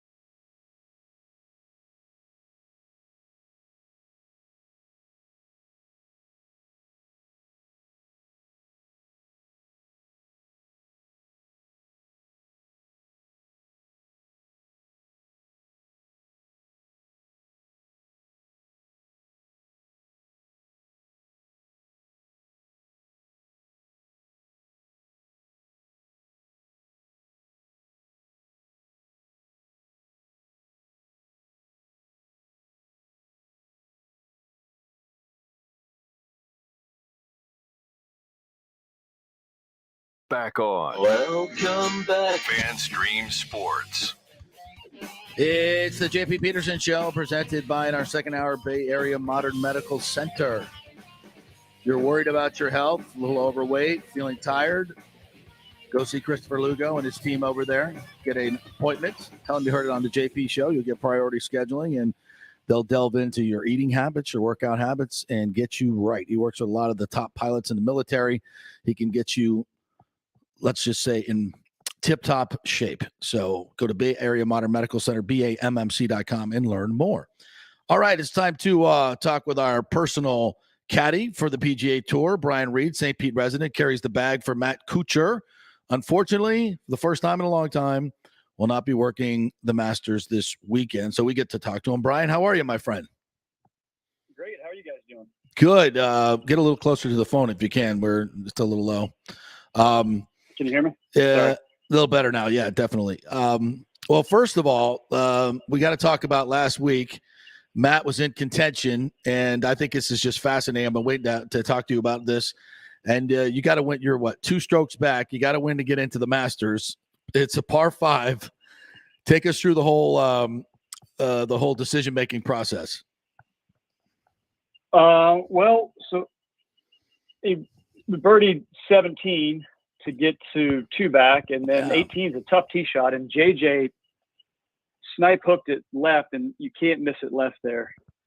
And we're walking the ball. Cooch hits one of the best shots of the week, and I found out later that I could hit a sprinkler head and took about 10 yards off of it and kind of left it on a little downslope, which was unfortunate. But John Wood, who actually a buddy of mine and used to caddy for Cooch, was kind of looking. He kind of ran over and saw that JJ got super lucky and had a shot. So that kind of changed everything right there. We knew we had to go. And it wasn't a great lie, but you know, Cooch said, we got to go, don't we? I said, we got to go, man. I said, anywhere left, you can hold a bunker shot, but you know, you're hitting the 3-wood from 280 into about a 10-yard window with a right to left wind blowing 10 to 15. So it was a tough shot, and it was not a good lie. Yeah. But in saying that, you know, we had to go. And Cooch is, you know, he's not out there he's made enough money in his career, and the money's nice for me and stuff. But we were trying to win that thing, and it would have been it would have been a great story. 500th tour victory. I mean, 500th tour tournament for him, and the 100th Texas Open. It would have been nice, but it didn't work out. But it was fun being in the mix. Absolutely. And you got to go for it. I mean, how many times does that happen on tour where it's just flat out bad luck? You hit the best drive of the week, as you said, and you hit a sprinkler and you get, I mean, come on. I know. That's brutal, isn't it? How do you mentally, how does he shake that off and just get back into the shot? I mean, that's hard. Well, we didn't know, obviously didn't see the TV. And so we knew we should have got down there further because he killed it. Yeah. And Scott Stallings was down there about 30 in front of us, but he's a little bit longer than Cooch is anyhow. But Cooch hit it really well, and it also kind of got caught up in the rough a little bit. Yeah. So that's golf, things that you don't know happen, you know, when the TV doesn't get it. But a couple of buddies had texted me after that and said that. So you know, we went for it. He just barely missed it. If you know, it's funny if we were 15 yards closer, like we could have been, that shot might have been perfect. Could have rolled up there close for eagle, but. You know, he made the par save. He had a tough chip after we dropped, and he made that par putt from about 12 feet, which was, I don't know if you know, the money for the caddy there. That was a pretty significant putt for me and a big one for him. That was about a $400 putt, I think. How much? So, well, we finished tied for second, made 775 or something. And we would have been in about a 4-way tie for third, and he probably would have made about 350. Whoa! 360. That's a $400,000 putt. So I knew either way. I knew we were gonna have a great week, and then just kind of hoping, you know, it was a pretty sick putt. So that'll help pay for my boat gas for a couple of years. I was gonna ask you, what is it? So what is that? I mean, people want to know. You don't have to tell us, but is there a? How do you guys negotiate those deals? Do you get percentages? Is it a flat fee? How does it work?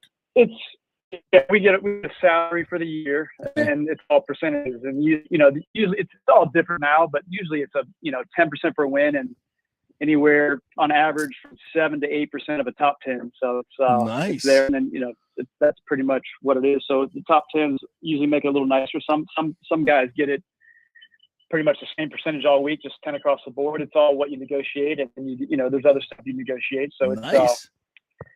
So we're going out on the boat this weekend. Nice little. What's that? So we're going out to watch the Masters on the boat this weekend, and that's right. I'll bring the lobster. Beautiful, perfect. I'm in. All right, so let's talk a little bit about the Masters. How many times have you caddied there? I think I've done my first one was in 2009.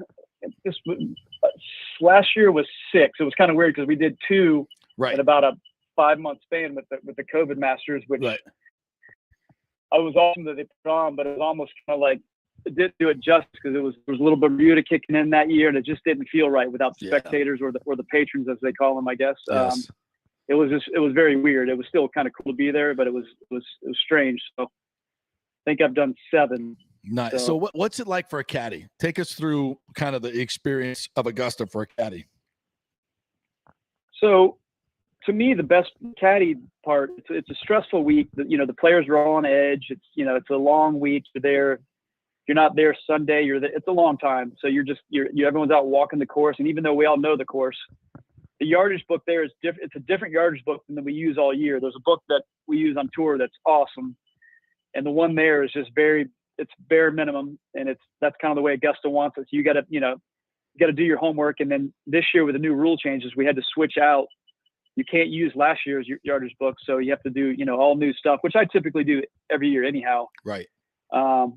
But the par 5s there are tricky with the layups, and you got to know where to lay it up for the right pins. And so you're out there every year, just kind of, you'll see everybody out there in white jumpsuits with lasers and just walking around. It's obviously one of my favorite walks, and it's pretty enjoyable. But the best parts of the Masters to me, which sounds funny, is the caddy room there. They have a few of their top regular caddies that are there, and there's probably 10 of them work the caddy room, and it's right off the range. It's got a beautiful little porch, and it's a full, basically whatever you want to order off the griddle, and they have like buffet food set up at times, and there's a tap going with beer, and caddies will walk in with their bibs on and taking them off and kind of putting their fingers up that they want a beer, and it's pretty awesome. You sit there, you try to hide how many cups you've stacked of beer while your players walking through there, because the players hang out there more than in their own room because they all want to hang out there. The members are in there. It's awesome. Wow.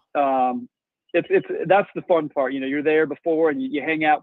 Last year I rented a place right across the street, so I didn't even drive, just kind of walk right across the street. So you hang out there till dark, basically just telling stories and drinking beers with the boys. So that kind of makes it manageable because it's such a stressful week.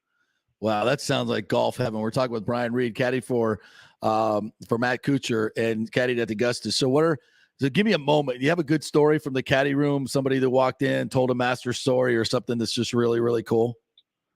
Well, I've got a few of them. I know when Tiger won, like I said, players hang out there. They're in there all the time because it's right by the range. And so when Tiger won, I think I may have told the story before, but I was supposed to drive home, and I was working for Kyle's family at the time, and Kyle finished like 20th or 21st. We had a nice Masters, and we feeling okay. And I'm sitting there watching the end of it because Tiger's in contention, and everyone was kind of sticking around to watch him. And Dustin Johnson had finished his round, and he came in there, and he thought he might be in a playoff. So we're all just kind of sitting around there. Wayne Gretzky's in there, and we're all just kind of hovering around the TV, drinking some beers and watching it. And just to kind of see Tiger in that moment with all those players around there watching it, it was pretty special. But I think my funniest moment was when I worked for Kevin Stadler. It was probably back in 2014, and he had finished top 10 the year before to get the invite back. And he wasn't playing very well. He was injured, and he kind of wanted me to, I wasn't working for him at the time, but he wanted me to work that week for him because we had a bunch of mutual friends that were going to be there, and we rented a house. And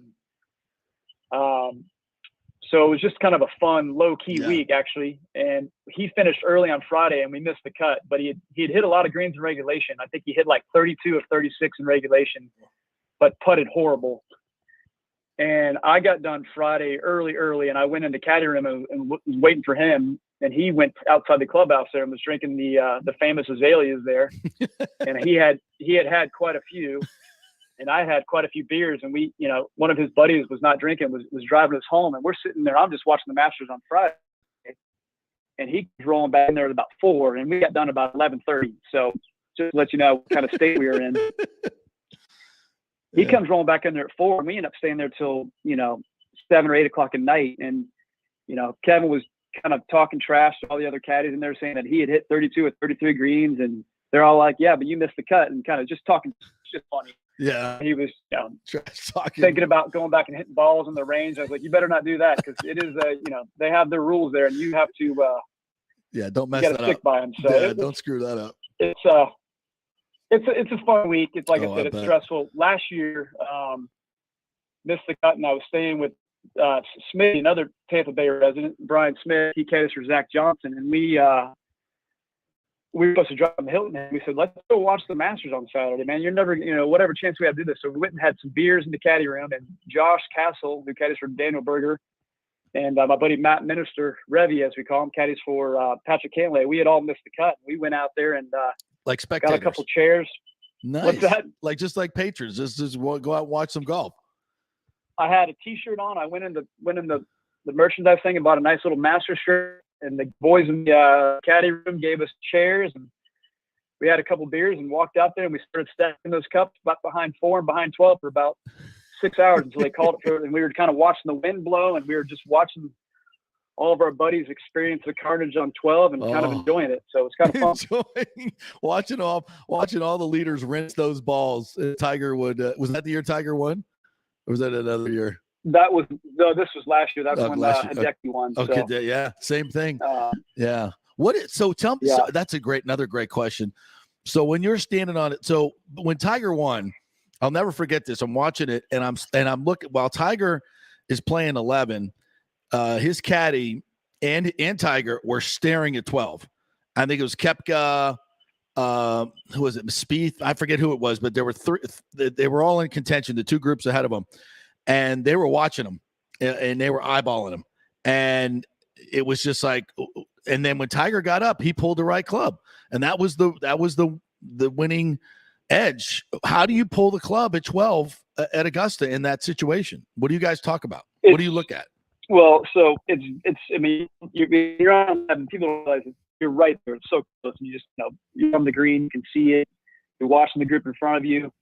But the wind kind of just comes through there. It comes down 13 and comes around 12 and kind of bounces. It just swirls in there. So you got to wait. You got to wait for your moment.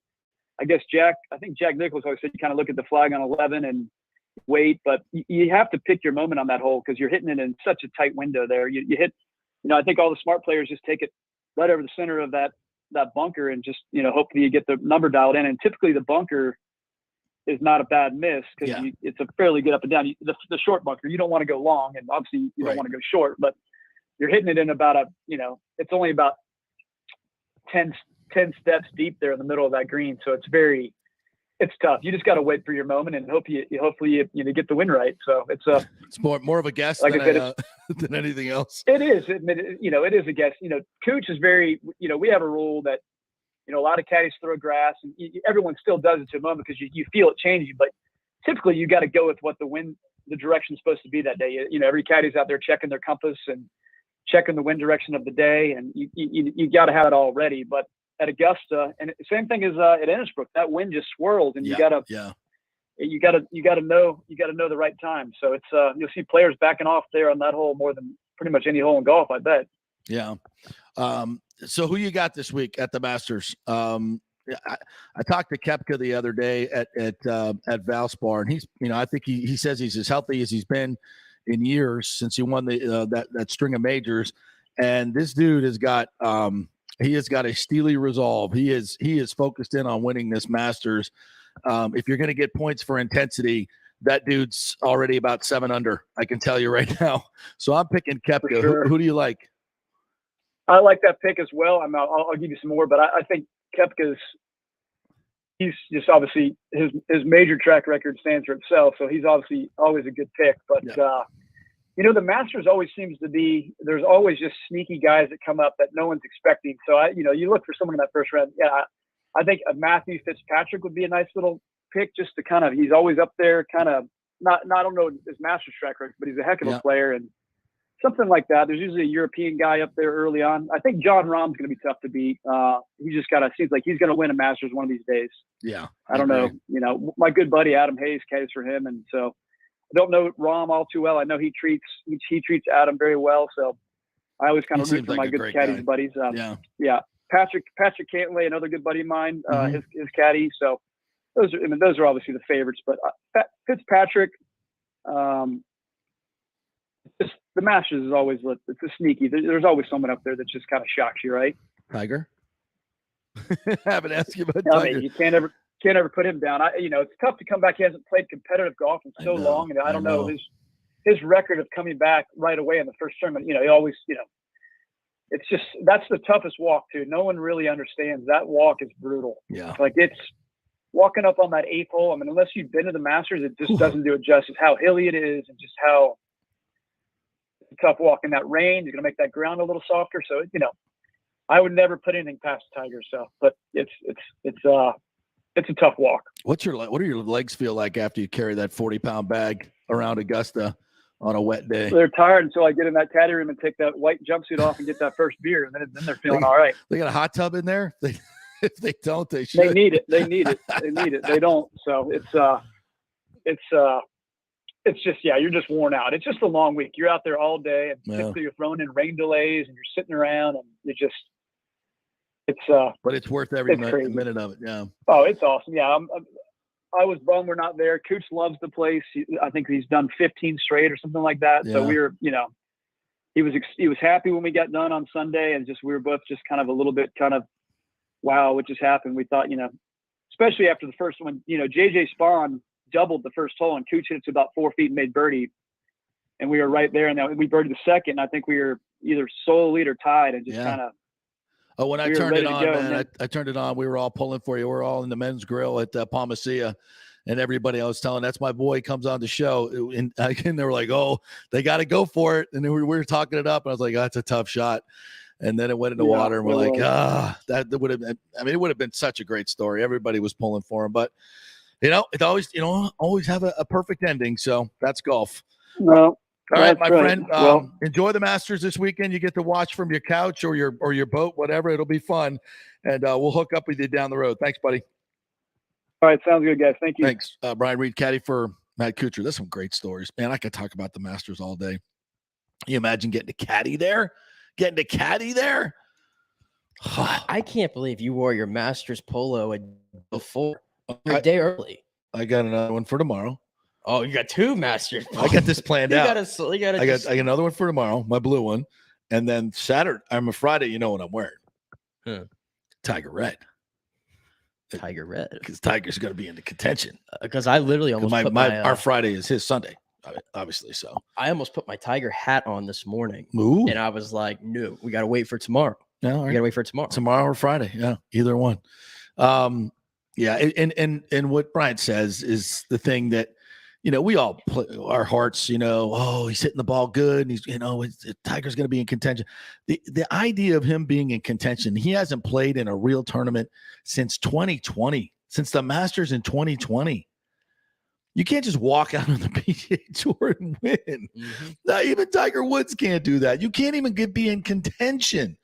If he makes the cut, it's a freaking miracle. Folks, it doesn't matter how many balls you hit. Competitive golf is a different deal. At that level, it's a different deal. And you have to be battle worn. Obviously, he has the experience, but it's not like that. It's like we talk about hockey. You lose that's just a millimeter off. It all goes to shit. Yeah, and the weather has already started at Augusta. I just saw they closed it for the rest of the day. Yeah. The par 3 contest appears to be off for now, which is a bummer. But love that. This is the first year I think there's no Jack in that par 3, by the way. This was the first year without him.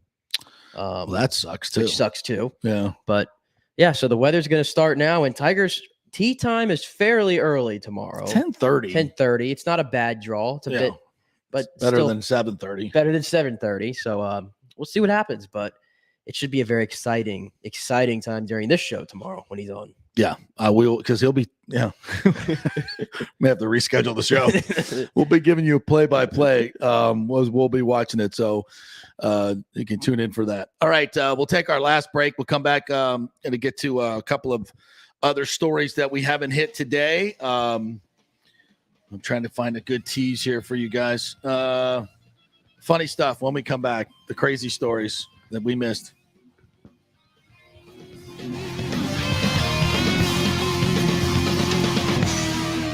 The world economy is in chaos, and mortgage rates are going to go higher in the next few months. Meanwhile, home values are up 24% in some neighborhoods of Tampa Bay. Do not miss this opportunity to refinance your home, get some much-needed cash to handle skyrocketing inflation, and fill up your car. Contact Scott Fitzgerald at American Mortgage Services. Even if you've recently refinanced, Scott can make the deal work because he charges no lender fees like the big boys do. He will also shop your loan around to dozens of lenders and get the best rates and terms. Let them compete for your business. The big banks charge huge lending fees. Customer service is simply a phone number with endless wait times. Scott is local and will personally take your call. Here's his cell phone number. Tell him JP said you could call. 813-294-7595. Scott's done over 3,000 loans, including many coaches and athletes. He will answer your calls and concerns and give you workable strategies to be smart with your money. Reduce your payments. It's not just what you make, it's what you keep. 813-294-7595 or email him at scott@amstampa.com. The health professionals at Bay Area Modern Medical Center want you to know it's time to commit to a new healthy lifestyle. It's literally a matter of life and death. 42% of Americans are considered obese, and being obese made you 3 times more likely to be hospitalized by COVID. So getting in shape is not just about looking better, it's about living much longer. At Bay Area Modern Medical Center, they take a very different approach to primary care. It's personalized, preventative medicine.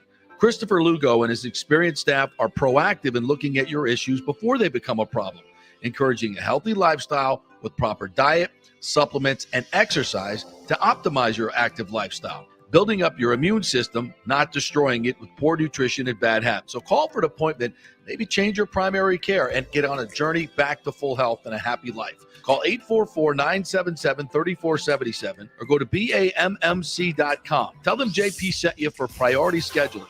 844-977-3477 or go to BAMMC.com. Have you purchased a home in the last 10 years and the stucco is starting to come loose from the upstairs portion?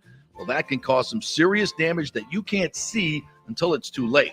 Is it becoming an eyesore? Have you contacted the builder and just can't get any relief? That's very common here in Florida. So call the law offices of Christopher Palermo. They can help you. Call 813-221-5636. That's 813-221-5636. He's recovered millions for his clients. The law offices of Christopher Palermo at PalermoPA.com. March Madness has come to the Gold and Diamond Source. Did you know the Aquamarine is the birthstone of the month? And the Emily collection has some great unique pieces. It's designed to be affordable, unique, stylish gold and diamond jewelry. The Julieve collection is Julie and Steve Weintraub's exclusive, one-of-a-kind, award-winning collection of the world's finest diamonds and rare fine gemstone jewelry.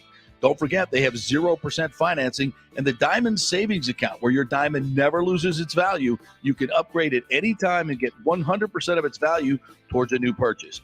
Do you have any old jewelry, broken jewelry, just lying around? Well, bring it in and get top dollar and get even more value if you use that money to buy something new or just take the cash. Shop local with the folks who support our community in so many charitable endeavors. It's the Golden Diamond Source, just a short 15-minute ride from Tampa, just over the bridge on Ulmerton Road. Always online at thegoldendiamondsource.com. Italiano Insurance has been serving and working in our community for over 60 years, and it's not just about insuring all the pieces of your life. Italiano is as much a part of Tampa Bay as the Cuban sandwich, Gasparilla, and our Bucks, Lightning, and Rays. They're also active supporters of great charities like the Humane Society, Metropolitan Ministries, and local pediatric cancer centers. Hey, we all need insurance, so do business with a local company with a commitment to our community. Don't call some 1-800 number. Call Italiano and be greeted by one of your neighbors. That's 813-877-7799 or ItalianoInsurance.com. Named the Small Business of the Year by the Tampa Chamber. 813-877-7799. Cryptocurrency is all the rage today. The market cap for the industry is now over $1 trillion. And you read about people making millions of dollars, right? You want to get in, but have no idea what to do? Or maybe you dabbled a bit and you want to unlock the real money-making opportunities and don't know how to do it. There are over 10,000 tokens and thousands of decentralized finance exchanges to navigate. So what do?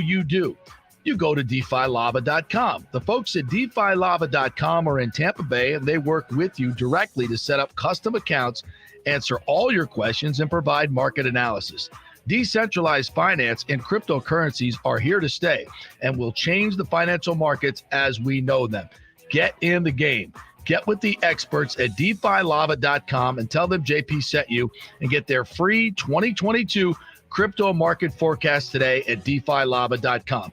Don't get left behind, folks. Make some money at DeFiLava.com.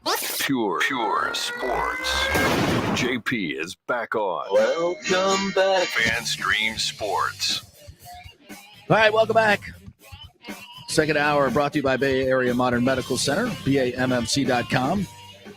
We're also brought to you by the Gold and Diamond Source. If you're looking to buy something special for your lady, it is the best place to shop. Always something within your budget. Great selection of watches there for you guys. You want one of those baller watches. They've got some great used ones and, of course, new ones as well. Huge selection there. Was there the other day. It's just a beautiful showroom. So welcoming. It's got a nice vibe in there. There's gorgeous jewelry everywhere. I mean, there's so much to choose from. And if you're looking for an engagement ring, obviously don't forget that you can always bring it back and upgrade your diamond and get 100% of that value. You have no interest for 5 years, so you can get a big old diamond for just a little every month. Everything is there for you at the Golden Diamond Source. So check it out, 3800 Almerton Road, always online at thegoldendiamondsource.com. So we mentioned the Rays coming up on Friday. It's opening day, 3:05 first pitch, right? Get there early. Going to put the banner up. They had a little media outing yesterday, and for talking about some of the promotions that are going to come on. There's a new sound system. That's exciting. They have draft beer and fountain drinks that fans can once again buy a souvenir cup and receive unlimited soda refills at the self-service station, so that's good. It's also expanding its draft beer selection and offering discounts before and after games. Haven't seen any specifics on that, but that's good, right? What else do they have? It's expanding its food and merchandise through mobile devices. Skip the line, grab your food, get back to your seat, and watch the action. I like that idea. I don't use apps like that. I need to start doing that. So you can just order in the app and then you go just pick it up. Yeah, that's smart. I need to start doing more of that. You do a lot of that? Oh, I do. Yeah. I don't do lines anymore. Yeah, that's that especially in for opening day and things like that. Yeah. Let me know how that works. New menu items: Korean spice chicken sandwich. Is that inspired by G-Man? Maybe, who knows? A foot-long tater tot from Pig and Potato. A foot-long tater tot? Not sure about that. What? A foot-long tater tot from Pig and Potato. What the hell's a foot-long tater tot? What is it, like a big hash brown, basically? It's kind of, I guess that would kind of be like a foot-long tater tot. Yeah, so it's like a big hash brown. And you could put. Listen, I'm interested in this. You could put like cheese and onions. It's like like the old Waffle House. Chunks scattered, tossed, all that stuff. Certainly unique. Yeah. I'm interested in that. Absolutely. Its latest local partner, Impasto, will offer its Italian-inspired wraps at the First Base Food Hall. They've got 17 promotional and unique item giveaways. I don't see anything like for tickets though. Like I saw yesterday, the Phillies are offering a $60 a month, come as many times as you want, standing room only ticket. The Rays toyed around with that a couple of years ago, and then I think they got hit. That was the COVID year. I think it kind of canceled that whole deal out. But they're not doing that again this year, as far as I know, or I haven't seen any real ticket promotions. Have you? No, I have not. And we could just be missing it, but I have not seen much. No. Yeah. And well, I mean, that's the other part about it. If you got ticket promotions, market it like these other teams are doing. And I think they have two. I saw another team doing 2-for-1 on Tuesdays and tickets starting at $5. I mean, you look all across Major League Baseball, they're all doing this type because they want to get butts in seats and sell their expensive beers and all that stuff. The Rays are never really about that. It's always just, if you want a ticket, come get it, pay the fees. They did the $10 tickets last year after we bitched and moaned, and that was tremendously successful. It was a success. You mentioned all the food there, and I'm like, yeah, okay, it sounds good. I don't know about you, but like when I go to a baseball game or any sporting event in general, I keep it very simple. I don't know. Why does that not shock me? I don't know. I'm at a baseball game. Like, just by the way, how good was that chili dog yesterday? Oh, it was very good. Very good. So we were at the Yankees game yesterday. And they had a nice little setup there, and they had the potato rolls. The Martin's potato rolls. the Martin's potato rolls with a foot-long hot dog and a chili. I put cheese on mine, a little onion, a little relish, and then some Golden's mustard on that. Holy hell. A well-dressed hot dog is one of the most underrated It really is. culinary It really is. specialties. I mean, you talk about, I love a good steak. You give me a hot dog like that at a baseball game, the right outdoors, come on.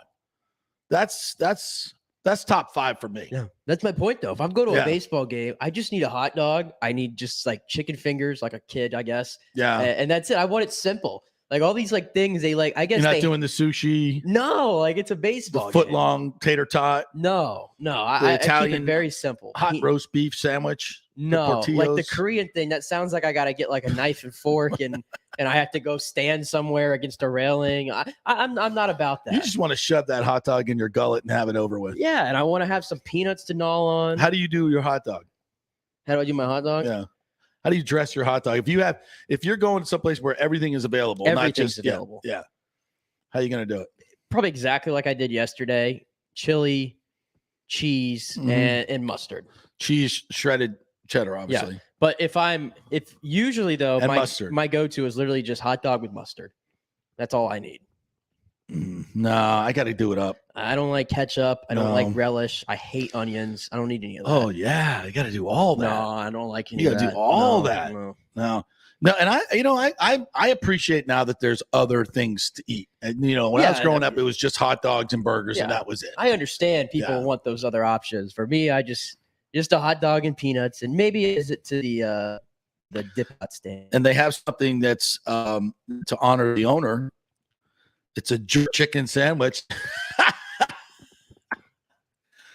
Jerk chicken sandwich. Yeah. They have a Florida Man bobblehead, a Mike Zunino Florida Man bobblehead on June 21st. Like, what is that? Like, is there like a gator chasing him or something? I don't know. What would a Florida Man bobblehead of Mike Zunino? That'd be interesting. I The think Brett Phillips Devil Rays basketball jersey yes. on July 30th. That's a must. I think I read too, like beyond the promotions, they have a new Hall of Fame they've put. in Yes, left yes, field. a new museum, yes. And Yeah. you can also go and fondle the Rays as well. You can always do that, which is always the kids love that. That's always good. I hope they never get rid of the Rays touch tank, despite what PETA may say. So yeah, there's a lot going on, but still not a whole lot of ticket promotions and stuff like that that's happening. I'm a little disappointed in that. You have a lineup today, right? They're playing. Who are they playing today? We got the Phillies, and it's at the Trop. Trop. At the Trop. I know. Yeah, all the media guys are out there, and they're getting excited about the Trop and the roof, and like, oh, we got a roof. We're not getting canceled. Looking at you, Torello. Looking at you. I agree with Torello. It's still a crap hole. They're doing things to dress it up a little We bit. got a roof. Woo! You And catwalks. I'm and play. guaranteed every time I go to the Trop, I'm gonna see baseball no matter what. I'm going to see it. That's high. Boy, that's high expectations there. We're gonna get a game. Woo! Such a hater. Negative. Just so negative. I love the team. I just hate the stadium and I hate the owner. That's all. And Anyway, this lineup. I'm pro Tampa Bay. This lineup here. Maybe a preview of what we're going to see on Friday. Josh Lowe, recently called up, is in the leadoff hole. Nice. Today in right, followed by Franco, Lau, or Rosarena. Oh, it gets me excited. That four, right? That's pretty good four. It's pretty good four. And then Choi, Diaz. Who's playing where? You can give a lineup. You got to tell me. Oh, what you want me they're the whole playing, lineup? bro. All Yes, right. come on. Lowe's in right, batting first. Okay. Franco's at short, batting second. Okay. Lau is in the 3-hole in second playing base. second, Rosarena's in left, hitting cleanup. Right. Choi batting fifth and first. Diaz at third, batting sixth. Mm-hmm. Margot recently new extended center field, no Kiermaier, so he's hitting seventh. Zunino in the 8-hole at catching, and Harold Ramirez in the 9-hole DHing. By the way, that was one thing about the Margot contract that assures that Kevin Kiermaier is not long for this place. That you would think that's setting that up. Mm-hmm. So, and he's not in the lineup today. I don't know if is he still banged up? Did he get a eyelash? He got an eyelash stuck in his eye. Did he get injured packing? Oh gosh. I love you, KK, but we got to give you crap for that. Sorry. We got to give you crap for that. But go out there and ball out. Absolutely. All right. Our thanks to our caddy, Brian Reed, that joined us. Great stuff there, talking about Augusta. Antonio Tarver Jr., Saturday night big fight at Calta's. Go to Eventbrite and get your tickets for that. Or you can stop by Calta's Gym and get the tickets there. Bobby the Chief Taylor. Tonight we got Bolts and Caps. Go Bolts. We'll talk to you tomorrow. See you then.